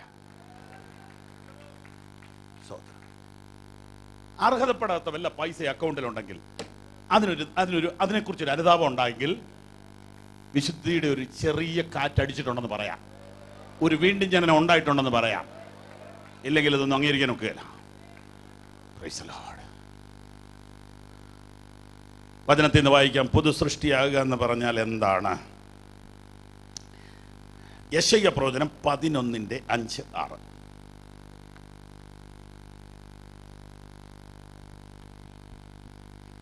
നീതി അവന്റെ നടുക്കെട്ടും വിശ്വസ്തത അവന്റെ അരക്കച്ചയുമായിരിക്കും. പിന്നെ ചെന്നായ് കുഞ്ഞാടിനോടുകൂടെ പാർക്കും. കേട്ടോണം, ആരാ കിടക്കുന്നേ? ചെന്നായ് കുഞ്ഞാടിനോടുകൂടെ പാർക്കും. ശ്രദ്ധിച്ചു കേട്ടല്ലോ. ചെന്നായ് കുഞ്ഞാടിന്റെ കൂടെ കിടക്കും. അത്ര ഒരു മിനിറ്റ് ഇച്ചിരി കഴിഞ്ഞ് വായിക്കണേ. ഇപ്പൊ ഒന്ന് നിർത്തിക്കോ. നേരം വെളുക്കുമ്പോൾ എന്ത് സംഭവിക്കും? അത് ചിന്തിച്ച് നോക്കി, അക്ഷരാർത്ഥത്തിൽ ചിന്തിച്ച് നോക്കി. ഒരെണ്ണേ കാണുള്ളൂ. അതേതായിരിക്കും? ചെന്നായ്. കുഞ്ഞാടോ? പൊടി പോലും കാണുകയില്ല. എതിലേ പോയെന്ന് പോലും തൊണ്ടി പോലും കിട്ടത്തില്ല.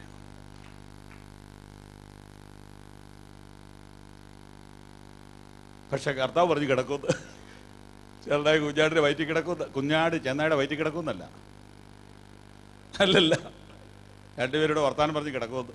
ഓ, ഇത് എന്തൊരു, അല്ല അതൊക്കെ പാസ്റേ 1000 വാട്ടില്ല. അല്ലല്ല, ഇപ്പം നടക്കും. പറഞ്ഞുതരാം, ശ്രദ്ധിച്ച് കേട്ടാൽ മതി. അടുത്ത വാക്യം. പുള്ളിപ്പുലി കോലാട്ടുകുട്ടിയോട് കൂടെ കിടക്കും. പുള്ളിപ്പുലി ആട്ടിൻകുട്ടിയുടെ കൂടെ കിടക്കും. അങ്ങനെ കിടക്കണമെങ്കിൽ ആട്ടിൻകുട്ടിക്കാണോ മാറ്റം വരേണ്ടത്, പുള്ളിപ്പുലിക്കാണോ? രണ്ടിനും മാറ്റം വരണം, രണ്ടിനും മാറ്റം വരണം. പറഞ്ഞുതരാം, ശ്രദ്ധിച്ചേ. പുള്ളിപ്പുലി ക്ലീൻ ഷേവ് ഒക്കെ ചെയ്തു. ഇതുണ്ടല്ലോ, കുഞ്ചിരോമ എല്ലാം വെട്ടി നല്ല കണ്ട ഡീസൻ്റായി. എന്നിട്ട് കോലാടിനോട് പറയും, നമുക്ക് ഇന്ന് ഡിന്നറിന് ഇവിടെ കൂടിയാലോ? എല്ലാ സംഗതിയൊക്കെ മനസ്സിലായി. പക്ഷെ ഞങ്ങളില്ല, ഞങ്ങൾക്ക് വല്ല പ്ലാവലയൊക്കെ കഴിച്ച് ജീവിച്ചാൽ മതി, നിങ്ങളുടെ കൂടെയുള്ള കമ്പനിയൊന്നും നമുക്ക് വേണ്ട. അല്ല, എനിക്ക് മാറ്റം വന്നോ? നീ കാണാമല്ലേ, ഉടുപ്പ് മാറി, മൊത്തം മാറിയിട്ടുണ്ട്. നോട്ടം കണ്ടാൽ അറിയാൻ മാറിയിട്ടില്ലെന്ന്. കാരണം ആടിനെ മൊത്തത്തിലൊരു നോട്ടം ഉണ്ടല്ലോ. ആട്ടുകുട്ടി അടുക്കുകയില്ല.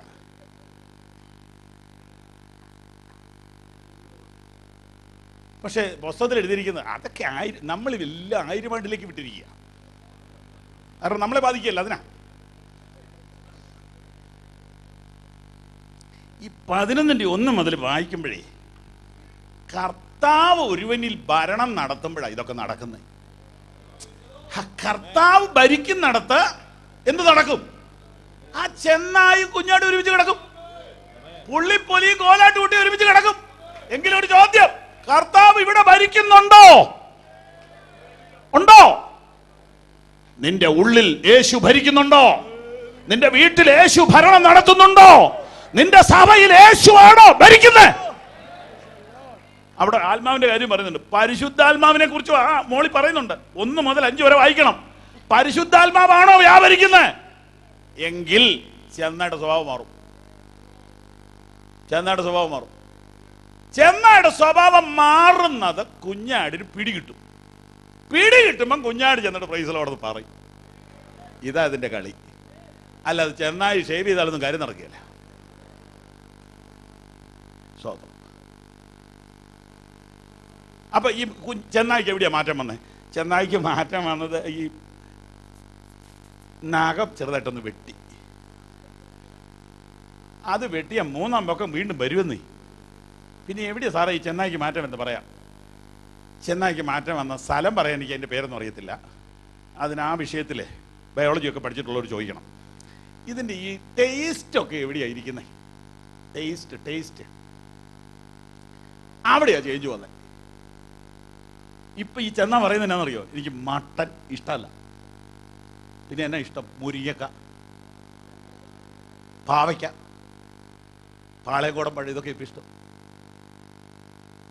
മനസ്സിലാകാനാണ് ഇങ്ങനെയൊക്കെ പറയുന്നത്. ചെന്നായുടെ ടേസ്റ്റ് എവിടെയാണോ അതിൻ്റെ കേന്ദ്രം എവിടെയോ അവിടെ തൊട്ടു. ആര്? സൃഷ്ടാവോ തൊട്ടു. ഈ കമ്പ്യൂട്ടർ വന്നപ്പോൾ നമുക്ക് ഭാഷ മനസ്സിലാവും. ക്ലിക്ക് ചെയ്താൽ മതി, പിന്നെ വേറെ പേജാ വരുന്നത്, വേറെ ലോകമാണ് വരുന്നത്. തമ്പുരാൻ തൊടേണ്ടടുത്ത് തൊട്ടാൽ നീ വേറൊരു ലോകമായി മാറും. നിന്റെ ഷേപ്പ് മാറും, നിന്റെ തിങ്കിങ് ലെവൽ മാറും, നിന്റെ ടേസ്റ്റ് മാറും. ടേസ്റ്റ് മാറുക എന്ന് പറഞ്ഞാൽ എന്നാ? ഇഷ്ടമല്ലെന്നേ. എനിക്ക് ഇഷ്ടമല്ല. ഒരാൾക്ക് ഇഷ്ടവും ഇഷ്ടക്കേടും വരുന്നതിന്റെ പരിപാടി എവിടെയാ ഇരിക്കുന്നത്? അതിന്റെ പേരാ മാറ്റം വരിക എന്ന് പറഞ്ഞാൽ. പൗലോസിന് മാറ്റം വന്നു. കണ്ടാൽ ഓടിച്ചിട്ട് തല്ലിക്കൊണ്ടിരുന്ന ക്രിസ്ത്യാനികള് അവരെ കെട്ടിപ്പിടിച്ച് ഉമ്മ കൊടുക്കാൻ തുടങ്ങി ശൗലിന് മാറ്റം വന്നപ്പോ. അപ്പം ഇഷ്ടമില്ലാതിരുന്നതിനെ കെട്ടിപ്പിടിക്കത്തക്കവണ്ണം മാറ്റം വരുത്തിയതാണ് ദൈവകൃപ. ഇതാ മാറ്റം എന്ന് പറയുന്നത്. അങ്ങനെയൊന്നും മാറ്റം ഇപ്പം ഇല്ല പാസ്റ്ററെ, പണ്ടൊക്കെ ഉണ്ടായിരുന്നു. ഹല്ലേലൂയ. നമ്മുടെ ജീവിതത്തിൽ സംഭവിച്ചിരിക്കുന്ന ആഴമേറിയ മാറ്റത്തിൽ നിന്നാണ് വിശുദ്ധ ജീവിതം ആരംഭിക്കുന്നത്. വാസ്തവത്തിൽ യഥാർത്ഥത്തിൽ പറഞ്ഞാൽ അശുദ്ധ ജീവിതം ഇഷ്ടമല്ലാത്തൊരു അനുഭവമാണ് വരുന്നത്. പാസ്റ്റർ TG ഉമ്മൻ എന്ന അനുഗ്രഹീതനായ വേദ അധ്യാപകന്റെ ഉദാഹരണം പന്നിക്കുട്ടിയും ആട്ടിൻകുട്ടിയും. ഒരു മനുഷ്യൻ രണ്ടിനെയും ഇണക്കി വളർത്തിയത്രേ. നടക്കാൻ പോയപ്പോൾ ആട്ടിൻകുട്ടി കാല് തെറ്റി കണ്ടെത്തി വീണു. ചെളി കാലേ പറ്റി അവിടെ കിടന്ന് കരയാൻ തുടങ്ങി. കാല് പൊക്കി പിടിച്ചിരിക്കുക. ഉടമസ്ഥൻ ചെന്ന് എടുത്ത് കാലിലെ ചെളിയെല്ലാം തുടച്ചിട്ട് പിന്നെയും കരയുക. അതിന് ഇനിയിപ്പോൾ ഒന്ന് വീട്ടിൽ പോകണമെന്ന് പറഞ്ഞ് കരയുക. ഇത് കണ്ടുകൊണ്ട് പന്നിക്കുട്ടി വന്ന് അതേ ചെളിയിലോട്ട് എടുത്ത ഒരൊറ്റ ചാട്ടം. അവിടെ കിടന്ന് മറിയ. ഇതിനാണോ കരയുന്നേ? ഇതെന്തിനാ കരയുന്നേ? ഇത് എൻജോയ് ചെയ്യേണ്ട സ്ഥലം അല്ലേ എന്നാ പന്നി ചോദിക്കുന്നത്. മനസ്സിലായോ? പന്നി കാര്യം പൗഡറൊക്കെ ഇട്ട് കുട്ടിക്കൂറയൊക്കെ ഇട്ട് ഈ കൂടെ നടന്നെങ്കിലും ചെളി കിട്ടാഞ്ഞോണ്ടാ ചാടാഞ്ഞ്.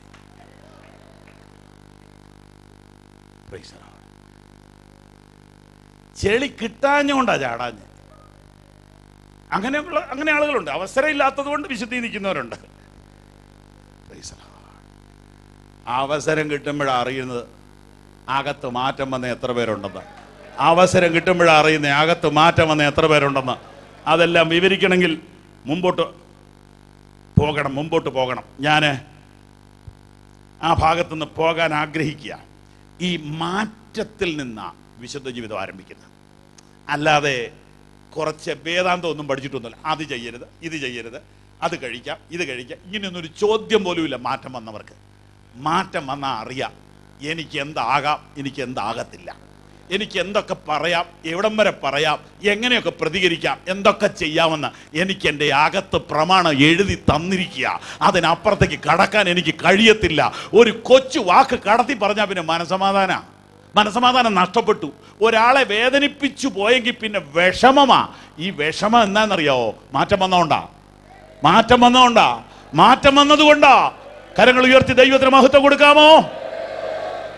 അപ്പോൾ വിശുദ്ധ ജീവിതത്തിന്റെ തുടക്കം എന്ന് പറയുന്നത് വീണ്ടും ജനനത്താൽ, യേശുക്രിസ്തുവിലുള്ള ആ രൂപാന്തരത്താൽ നമ്മിൽ വന്ന മാറ്റത്തിൽ നിന്നാണ് ആ വിശുദ്ധ ജീവിതത്തിന്റെ തുടക്കം.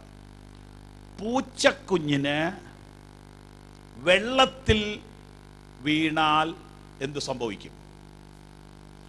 മീനിനെ കരക്കിട്ടാൽ എന്ത് സംഭവിക്കും? രണ്ടുപേരും ഒരേ കഷ്ടത്തിലാണ്. മീൻ കരക്ക് കിടന്നുകൊണ്ട് പറയാ എന്നെയാ വെള്ളത്തിലോട്ടൊന്ന് ഇടണേ.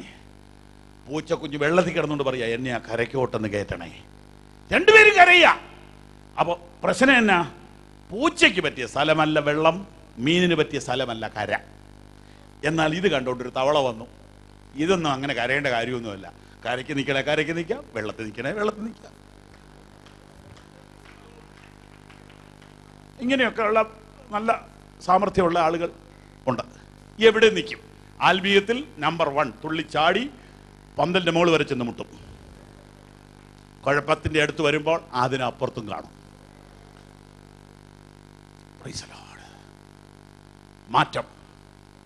മാറ്റം. ഒരു പൂച്ചക്കുഞ്ഞ് വെള്ളത്തിൽ വീണ് കിടക്കുക, നിങ്ങൾ അതിലേ പോവുക. ഉടനെ നിങ്ങൾ ചോദിക്കുക, ഓ ഇതെന്നാ നീന്തൽ പഠിക്കുകയാണോ? എന്നാ പറയും പൂച്ചക്കുഞ്ഞ്? ഓ ചുമ്മാ എങ്ങനെയുണ്ടോ, ആഴം എന്നാ ഉണ്ടോ നോക്കാൻ ഇറങ്ങിയാണോ? പറയല. പൂച്ച വാവിട്ട് കരി, എന്നെ ഒന്ന് രക്ഷിക്കണേ. മീൻ കരക്കി കിടന്ന് ചാടുമ്പോൾ എന്നാ അത്ര സന്തോഷം? അയ്യോ സന്തോഷമല്ല, ഭരണവെപ്രാളാണേ, എന്നെ ഒന്ന് തട്ടി വെള്ളത്തിലിടരെന്ന് പറയും. എന്താ ഈ ഉദാഹരണത്തിന്റെ അർത്ഥം? യഥാർത്ഥ വിശുദ്ധന് ഒരു പരാജയം സംഭവിച്ചാൽ അവൻ അതിൽ കിടന്ന് ചാടുകയില്ല, അവൻ അവിടെ കിടന്ന് എൻജോയ് ചെയ്യല, അവൻ സ്വയനീതി കാണിക്കത്തില്ല. അവൻ കരയും, എന്നെ ഒന്ന് സഹായിക്കണേ, എന്നെ ഒന്ന് രക്ഷിക്കണേ. മാറ്റം വന്നവർക്കേ ഇത് മനസ്സിലാവുള്ളൂ.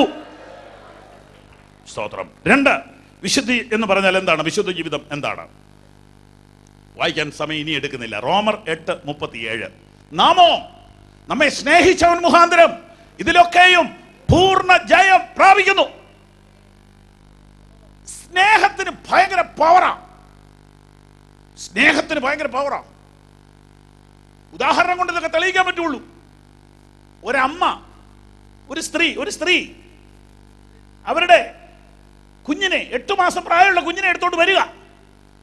8 9 ഏറെക്കുറെ 1 വയസ്സ് ഇച്ചിരി പറ്റിപ്പുള്ള കുഞ്ഞാ.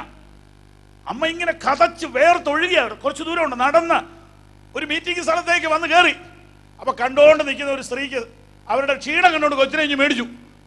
2 മിനിറ്റ് കഴിഞ്ഞപ്പോൾ അടുത്ത് നിൽക്കുന്ന ആളോട് ചെവി പറയുക, എന്നാ കന എന്ന് പറഞ്ഞ് അന്നേരം താഴോട്ട് വെച്ചു. ഇത്രയും മൈലുകൾ എടുത്തോണ്ട് വന്ന അമ്മച്ചിക്ക് ഒരു കനമൊന്നുമില്ല. ഞാൻ ചോദിക്കുന്ന, കൊച്ചിന് കനം കൂടിയോ കുറഞ്ഞോ? കൊച്ചിന് അതേ കനം തന്നെയാ. അമ്മ എടുക്കുമ്പം കനയില്ല. കാരണം എന്നാ? സ്നേഹം. വേറെ ആരെടുത്താലും കനമാ. വേദോസം എന്തു പറയുന്നു? അവന്റെ കൽപ്പനകൾ ഭാരമുള്ളവയല്ല. ആർക്ക്? ദൈവത്തെ സ്നേഹിക്കുന്നവർക്ക്. അവിടെ എഴുതിയിട്ടുണ്ട്. 1 യോഹന്നാൻ 5:1, 2, 3, 4 വായിച്ചാൽ ഞാൻ ഇപ്പൊ പറഞ്ഞ കാര്യം ക്ലിയറാ. എന്നെ എന്നെ സ്നേഹിക്കുന്നവൻ എന്റെ വചനം പ്രമാണിക്കും. എന്റെ കൽപ്പന ഭാരമുള്ളതല്ല. ആർക്ക്? സ്നേഹിക്കുന്നവർക്ക്. സ്നേഹിക്കുന്നവർക്ക്. അങ്ങനെയാണെങ്കിൽ വിശുദ്ധ ജീവിതം എന്ന് പറഞ്ഞാൽ എന്താ? സ്നേഹത്തിന്റെ സമർപ്പണമാ. സ്നേഹിക്കുന്ന ഒരാൾക്ക് വേണ്ടി എന്തും ചെയ്യും. സ്നേഹിക്കാത്തവർക്ക് വേണ്ടി ഒന്നും ചെയ്താലും നമുക്കൊരു സമാധാനം ഉണ്ടാവില്ല. നമ്മൾ അത് എപ്പോഴും പറഞ്ഞുകൊണ്ടിരിക്കും. സ്നേഹിക്കുന്ന ആൾക്ക് വേണ്ടി ചെയ്താൽ കണക്ക് പറയോ? ഭാര്യ ഭർത്താവിനോട് 80 വയസ്സാകുമ്പോൾ പറയുക, ഞാൻ നിങ്ങളുടെ ഷർട്ട് എത്ര പ്രാവശ്യം അലക്കിയതാണെന്ന് അറിയാവോ മനുഷ്യനെ എന്ന് പറയുമോ? ഇല്ല. സ്നേഹിക്കുന്നവർക്ക് വേണ്ടി എന്ത് ചെയ്താലും അതിന് കണക്കെഴുതുന്നില്ല. വിശുദ്ധ ജീവിതം സ്നേഹത്തിന്റെ സമർപ്പണമാണ്. എനിക്ക് വേണ്ടി രക്തം ചൊരിഞ്ഞ എന്റെ കർത്താവിനെ വെളിപ്പെടുത്തുന്ന ഒരു ജീവിതം ഈ തലമുറയിൽ നയിക്കുവാൻ ഞാൻ ആഗ്രഹിക്കുന്നു. അതെന്റെ സ്നേഹത്തിന്റെ പ്രത്യുപകാരമാണ്. വിശുദ്ധ ജീവിതം നിയമത്തിൽ നിന്നല്ല, അടിച്ചേൽപ്പിക്കലല്ല, സ്നേഹത്തിൽ നിന്നാണ്. സ്തോത്രം, സ്തോത്രം, സ്തോത്രം, സ്തോത്രം, സ്തോത്രം. സ്നേഹത്തിൽ നിന്നാണ്. എൻ്റെ ഒരു കൂട്ടുകാരൻ വടക്കുന്ന് യാത്ര ചെയ്ത് കോട്ടയത്ത് വരിക. തൻ്റെ കൂടെ ഇരിക്കുന്ന ആള് പ്യുവർ വെജിറ്റേറിയനാണ്. അവർ ഉറ്റ കൂട്ടുകാരുമാണ്. കോട്ടയത്ത് വരാറായപ്പം കൂട്ടുകാരൻ, എൻ്റെ കൂട്ടുകാരനോട് മറ്റേ പുള്ളി ചോദിച്ചു, എടോ നമുക്ക് ഒരുമിച്ച് ഒന്ന് ബ്രേക്ക്ഫാസ്റ്റ് കഴിക്കണം. ഞാൻ ഇറച്ചിയും മീനും കഴിക്കുകയെന്ന് തനിക്കറിയാമല്ലോ. അപ്പോൾ അതിന് പറ്റിയൊരു ഹോട്ടലിൽ എന്നെ ഒന്ന് കയറ്റണേ. അപ്പം നമ്മുടെ സുഹൃത്തിൻ്റെ മനസ്സിലും വായിലും നല്ലൊരു നോൺ വെജ് ബ്രേക്ക്ഫാസ്റ്റ് സ്വപ്നം കണ്ടുകൊണ്ട് വരുമ്പോഴാണ് ഈ പുള്ളി ഇത് പറയുന്നത്. കൂട്ടുകാരനോടുള്ള സ്നേഹം കാരണം ഇഡ്ഡലിയും ചട്നിയും സാമ്പാറും ഉള്ള കടയിൽ കയറി. പുള്ളി എന്നോട് പറയുക, ഉദാഹരണത്തിന് വേണ്ടി പറഞ്ഞതാ, എൻ്റെ പാസ്റ്ററെ, പുള്ളിയോടുള്ള സ്നേഹം കൊണ്ട് അവിടെ കയറിയെങ്കിലും എനിക്ക് ഈ ഇഡ്ഡലി ഒന്നും പിടിച്ചില്ല. എൻ്റെ മനസ്സ് മുഴുവൻ മറ്റേതാ. ഞാൻ പിന്നെ അങ്ങേർക്ക് വേണ്ടി സഹിച്ചു. പക്ഷെ ക്രിസ്തീയ ജീവിതം അങ്ങനെയല്ല. ക്രിസ്തീയ ജീവിതം രുചികരമായിട്ടാണ് ഈ വിശുദ്ധ ജീവിതം നയിക്കുന്നത്, അല്ലാതെ വിഷമിച്ച് കയ്പ് കുടിക്കുകയല്ല. പണ്ടൊരു ഭക്തൻ പാടി, ക്രിസ്തീയ ജീവിതം പോൽ ഭാഗ്യം പാരിലെന്തുള്ളൂ, ക്രിസ്തീയ ജീവിതം പോൽ ഭാഗ്യം പാരിലെന്തുള്ളൂ. ബുദ്ധിമുട്ട് പിടിച്ചൊരു ജീവിതമാണെന്ന് ഒരു ഭക്തനും എഴുതിയിട്ടില്ല. ഇതിനകത്ത് ഞെരുക്കമൊക്കെ ഉണ്ട്, ഇതിനകത്ത് ഡിസിപ്ലിൻ ചെയ്യാൻ ഇച്ചിരി പാടൊക്കെ ആണെങ്കിലും ദൈവത്തോടുള്ള സ്നേഹം ഓർക്കുമ്പോൾ കർത്താവിന് വേണ്ടി ഒരു വിശുദ്ധ ജീവിതം നയിക്കുന്നത് അത്ര ബുദ്ധിമുട്ടുള്ളതല്ല. ഇത് ആനന്ദമാണ്. സ്തോത്രം.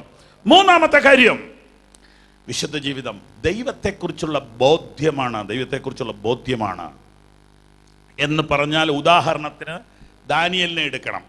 1:8 വായിക്കണം. എന്നാൽ രാജാവിൻ്റെ ഭോജനം കൊണ്ടും താൻ കുടിക്കുന്ന വീഞ്ഞുകൊണ്ടും തന്നെത്താൻ അശുദ്ധനാക്കുകയില്ലെന്ന് ദാനിയേൽ ഹൃദയത്തിൽ നിശ്ചയിച്ചു. എന്തുകൊണ്ട് നിശ്ചയിച്ചു? പപ്പ അടുത്തുണ്ടോ? ഇല്ല. സൺഡേ സ്കൂൾ ടീച്ചർ അടുത്തുണ്ടോ? ഇല്ല. പാസ്റ്റർ ഉണ്ടോ? ഇല്ല. പിന്നെ എന്തുകൊണ്ട് ഇങ്ങനെ നിശ്ചയിച്ചു? ദൈവത്തെക്കുറിച്ചൊരു ബോധ്യം. കുറെ മുമ്പോട്ട് പോകുമ്പോൾ എഴുതുന്നുണ്ട്, തങ്ങളുടെ ദൈവത്തെ അറിയുന്ന ജനം ഉറച്ചു നിന്ന് വീര്യം പ്രവർത്തിക്കും. ദൈവത്തെക്കുറിച്ചൊരു ബോധ്യം ഉള്ളത് കൊണ്ട് അശുദ്ധനാകാൻ പറ്റത്തില്ല. റോയൽ ഫുഡ് ഫ്രീ ആയിട്ട് കിട്ടിയപ്പോൾ എത്ര നല്ലവൻ, മതിയായവൻ, എന്നെ കരുതുന്ന കർത്തനവൻ. എൻ്റെ പിതാക്കന്മാർ ദൈവത്തെ സേവിച്ചു, തലമുറകളെ ദൈവം മാനിച്ചെന്നും പറഞ്ഞ് കഴിച്ചാ പോരെ? കഴിച്ചാ പോരെ?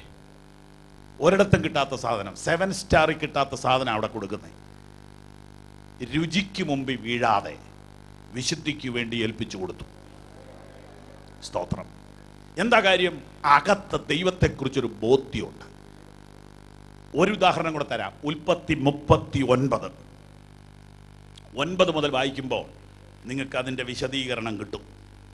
അവിടെ പൊത്തിപ്പേറിൻ്റെ വീട്ടിൽ എല്ലാ സ്വാതന്ത്ര്യത്തോടു കൂടെ ജോസഫ് ജീവിക്കുന്നു. എല്ലാ സ്വാതന്ത്ര്യത്തോടു കൂടെ. താക്കോല് പോലും ഇവന്റെ കയ്യിലാണ്. ഇവൻ എന്ത് ചെയ്താലും ചോദിക്കാൻ ആരുമില്ല. അത്ര പവർ അവിടെ കൊടുത്തു ആ മനുഷ്യൻ പൊത്തിപ്പേർ. പക്ഷേ ഒരു ഭയങ്കര അനർത്ഥം, ഒരു ചതി അവന്റെ ജീവിതത്തിന് നേരെ വന്നു. പൊത്തിപ്പേറിന്റെ ഭാര്യയാണ് എന്ന് നിങ്ങൾക്കറിയാം. ജോസഫ് പറയുന്ന മറുപടി, എനിക്ക് ദൈവത്തെ ഭയമുണ്ട്, എനിക്ക് ദൈവത്തെ ഭയമുണ്ട്. എന്നെ എന്തൊക്കെ ഏൽപ്പിച്ചിട്ടുണ്ടെന്ന് എനിക്കറിയാം, എന്നെ എന്തൊക്കെ ഏൽപ്പിച്ചിട്ടില്ലെന്നും എനിക്കറിയാം. ഞാൻ ആരാണെന്ന് എനിക്കറിയാം, നീ ആരാണെന്ന് എനിക്കറിയാം, എൻ്റെ യജമാനൻ ആരാണെന്ന് എനിക്കറിയാം. എന്നെ കാണുന്ന ഒരു ദൈവമുണ്ട്, അതുകൊണ്ട് എനിക്കങ്ങനെ ചെയ്യാൻ പറ്റില്ല. ഒന്നും തെറ്റിദ്ധരിക്കരുതേ, തുറന്നങ്ങ് പറയുക.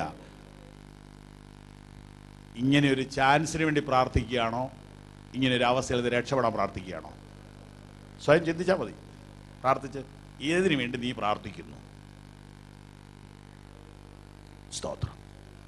സത്യമായി ദൈവത്തോട് പറ, എൻ്റെ കർത്താവേ, പരീക്ഷയിൽ അകപ്പെടാതെ എന്നെ കാക്കണമേ, പിശാചിൻ്റെ കണിയിൽ ചെന്ന് വീഴാതെ എന്നെ സൂക്ഷിക്കണമേ. ഇന്ന് ഞാനൊന്ന് ചോദിച്ചോട്ടെ, ഒരു വിശുദ്ധ ജീവിതത്തിന് വേണ്ടി ഒരു കൊതിയുള്ള എത്ര പേരുണ്ട്? കൊതി കൊതി കൊതി. അവസരം കിട്ടിയാൽ എന്തെങ്കിലും ഒരു ചെറിയ കുരുത്തക്കേട് കാണിക്കാനൊരു അവസരം തരണേന്ന് പ്രാർത്ഥിക്കാതെ, എൻ്റെ ദൈവമേ, എൻ്റെ കൈകളെ കാക്കണമേ, എൻ്റെ കാലുകളെ കാക്കണമേ, എൻ്റെ കണ്ണുകളെ കാക്കണമേ, എൻ്റെ ചെവിയെ കാക്കണമേ, എൻ്റെ ഹൃദയത്തെ കാക്കണമേ. എൻ്റെ കർത്താവിന് വേദന വരുത്തുന്ന ഒരു കാര്യങ്ങൾ എൻ്റെ വായിൽ നിന്ന് വരാതെ, എൻ്റെ ചിന്തയിൽ വരാതെ എന്നെ ഒന്ന് കാക്കണേ എന്ന് ദൈവത്തോടൊന്ന് പ്രാർത്ഥിച്ചാൽ, നിങ്ങൾ പ്രാർത്ഥിച്ചുകൊണ്ടിരിക്കുമ്പോൾ ഒരു പക്ഷേ ഇവിടെ വെച്ച് തന്നെ പരിശുദ്ധാത്മാവിൻ്റെ ഒരു അഭിഷേകം നിങ്ങൾക്ക് ലഭിക്കും. അല്ലെങ്കിൽ നിങ്ങൾ വീട്ടിലേക്ക് പോണ വഴി ആത്മാവിൻ്റെ വലിയ സാന്നിധ്യം നിങ്ങൾക്ക് ഉണ്ടാകും. പരിശുദ്ധാത്മാവിനാൽ അല്ലാതെ ഒരു വിശുദ്ധ ജീവിതം സാധ്യമല്ല. പരിശുദ്ധാത്മാവിനാൽ അല്ലാതെ ഒരു വിശുദ്ധ ജീവിതം സാധ്യമല്ല. പരിശുദ്ധാത്മാവിനാൽ അല്ലാതെ ഒരു വിശുദ്ധ ജീവിതം സാധ്യമല്ല.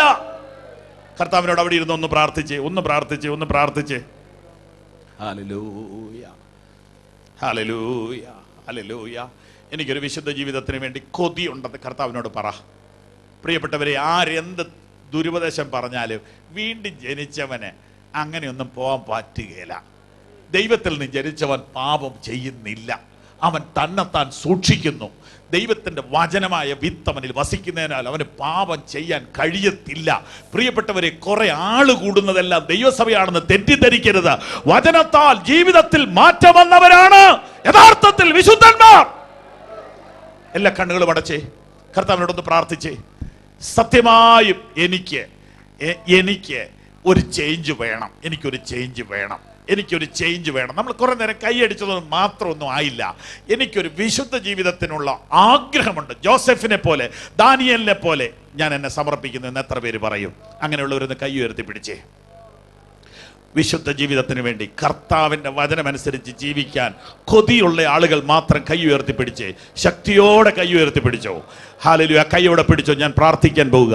ദൈവത്തിൻ്റെ ആത്മാവിൻ്റെ ഒരു ശക്തി നിങ്ങളുടെ മേൽ വ്യാപരിക്കാൻ വേണ്ടി ഞാൻ പ്രാർത്ഥിക്കുക. എനിക്ക് വിശ്വാസമുണ്ട്. ഞാൻ പല സ്ഥലങ്ങളിലും ദൈവത്തിൻ്റെ ആത്മാവിൽ ആളുകൾ നിറയുന്നത് കണ്ടിട്ടുണ്ട്. അഭിഷേകം പ്രാപിക്കാത്തവരും വചനം കേട്ടുകൊണ്ടിരിക്കുമ്പോൾ ആത്മാവ് പ്രാപിക്കുന്നത് ഞാൻ കണ്ടിട്ടുണ്ട്. പാപത്തിൻ്റെ കെട്ടുകളും ശാപത്തിൻ്റെ ബന്ധനങ്ങളും മുറിയുന്നത് ഞാൻ കണ്ടിട്ടുണ്ട്. അത് ആരുടെയും കഴിവൊന്നുമല്ല. അനുതാപത്തോടുകൂടെ പ്രാർത്ഥിക്കുന്നവർക്ക് ഒരു സെക്കൻഡ് ചാൻസ് നൽകാൻ കർത്താവ് ആഗ്രഹിക്കുന്നു. തകർന്നു പോയി നിന്റെ ജീവിതത്തെ പണിയാൻ ദൈവം ആഗ്രഹിക്കുന്നു. പാപത്തിൻ്റെ ചങ്ങലകളെ പൊട്ടിച്ചിട്ട് നിനക്കിന്ന് സ്വാതന്ത്ര്യം തരാൻ കർത്താവ് ആഗ്രഹിക്കുന്നു. ഈ വചനം പറഞ്ഞുകൊണ്ടിരിക്കുമ്പോൾ ദൈവത്തിൻ്റെ ആത്മാവ് നിങ്ങളുടെ മേൽ വ്യാപരിച്ചിട്ട് ഇന്ന് വരെ അനുഭവിക്കാത്തൊരു സ്വാതന്ത്ര്യം പരിശുദ്ധാത്മാവിനാൽ ഈ രാത്രി നിങ്ങൾ അനുഭവിക്കാൻ പോകുന്നു. യേശുവിൻ്റെ നാമത്തിൽ അത് സംഭവിക്കട്ടെ. യേശുവിൻ്റെ നാമത്തിൽ അത് സംഭവിക്കട്ടെ. ചെന്നായെ കുഞ്ഞാടാക്കി മാറ്റുന്ന, പുള്ളിപ്പുലിയെ ആട്ടിൻകുട്ടിയോട് കിടക്കുമാറാക്കുന്ന ആന്തരിക പരിവർത്തനം ഇന്ന് രാത്രി ഈ ജനത്തിന്റെ മേൽ വ്യാപരിക്കട്ടെ. പാപത്തോടൊരു വെറുപ്പ്, അശുദ്ധിയോടൊരു വെറുപ്പ്, കർത്താവിനോടൊരു സ്നേഹം, ഇന്ന് രാത്രി ദൈവത്തിന്റെ ആത്മാവിന്റെ വ്യാപാരം ഈ ജനത്തിന്റെ മേൽ അയക്കണമേ. ഭൗതികതയ്ക്ക് വേണ്ടിയുള്ള ആർത്തി ജനത്തിന്റെ ഹൃദയത്തിൽ നിന്ന് പോകട്ടെ. സ്ഥാനമാനങ്ങൾക്ക് വേണ്ടിയുള്ള പരക്കം പാച്ചിൽ ജനത്തിന്റെ ഹൃദയത്തിൽ നിന്ന് പോകട്ടെ. സുവിശേഷത്തിന് വേണ്ടിയുള്ള ഒരു ദാഹം ജനത്തിന്റെ ഹൃദയത്തിൽ കത്തട്ടെ. കർത്താവിനോടുള്ള സ്നേഹത്താൽ ഹൃദയം ഇന്ന് രാത്രി നിറയട്ടെ. ദൈവത്തിന്റെ ആത്മാവേ ഈ ജനത്തിന്റെ മേൽ ഊതുക. ദൈവത്തിന്റെ കാറ്റ് ഈ ജനത്തിന്റെ മേൽ ഊതുക. അഭിഷേകത്താൽ നിന്റെ ജനം ഇന്ന് രാത്രി നിറയട്ടെ. യേശുവിന്റെ നാമത്തില്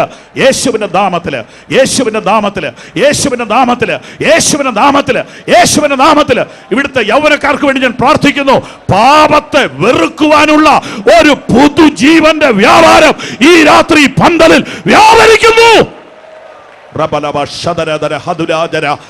തുടബലധര ഹദിനബ ശാന്തര സരാതല.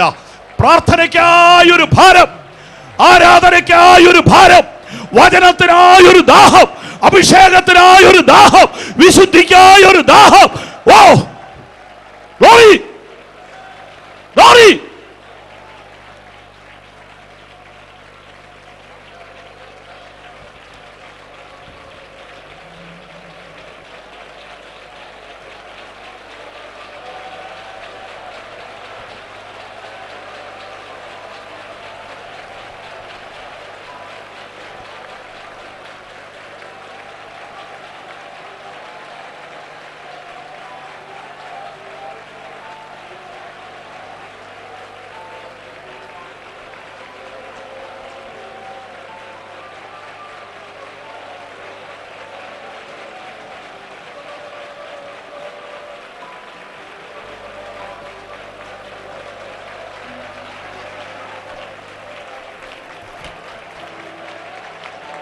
ക്രിസ്ത്യ ജീവിതം പോൽ ഭാഗ്യം പാടില്ലെന്ന് അറിയോ? ഹല്ലേലൂയ. എഴുന്നേറ്റ് നിന്ന് ആരാധിക്കാം. പ്രത്യേകമായിട്ട് പ്രാർത്ഥിക്കണമെന്ന് ആഗ്രഹമുള്ളവരൊക്കെ വേഗം നടന്ന് മുമ്പിലോട്ട് വരിക. Praise the Lord, praise the Lord, praise the Lord. ഒരു ജയ ജീവിതത്തിന് വേണ്ടി ദൈവം ഇന്ന് രാത്രി ചിലർക്ക് ഒരു ശക്തി തരുമെന്ന് ഞാൻ വിശ്വസിക്കുന്നു. ഒരു ജയ ജീവിതത്തിന് വേണ്ടി, ഒരു വിശുദ്ധ ജീവിതത്തിന് വേണ്ടി ഒരു അഭിഷേകത്തിന്റെ പകർച്ച ഇന്ന് രാത്രി ചിലർക്ക് ദൈവം നൽകുന്നു. Jesus.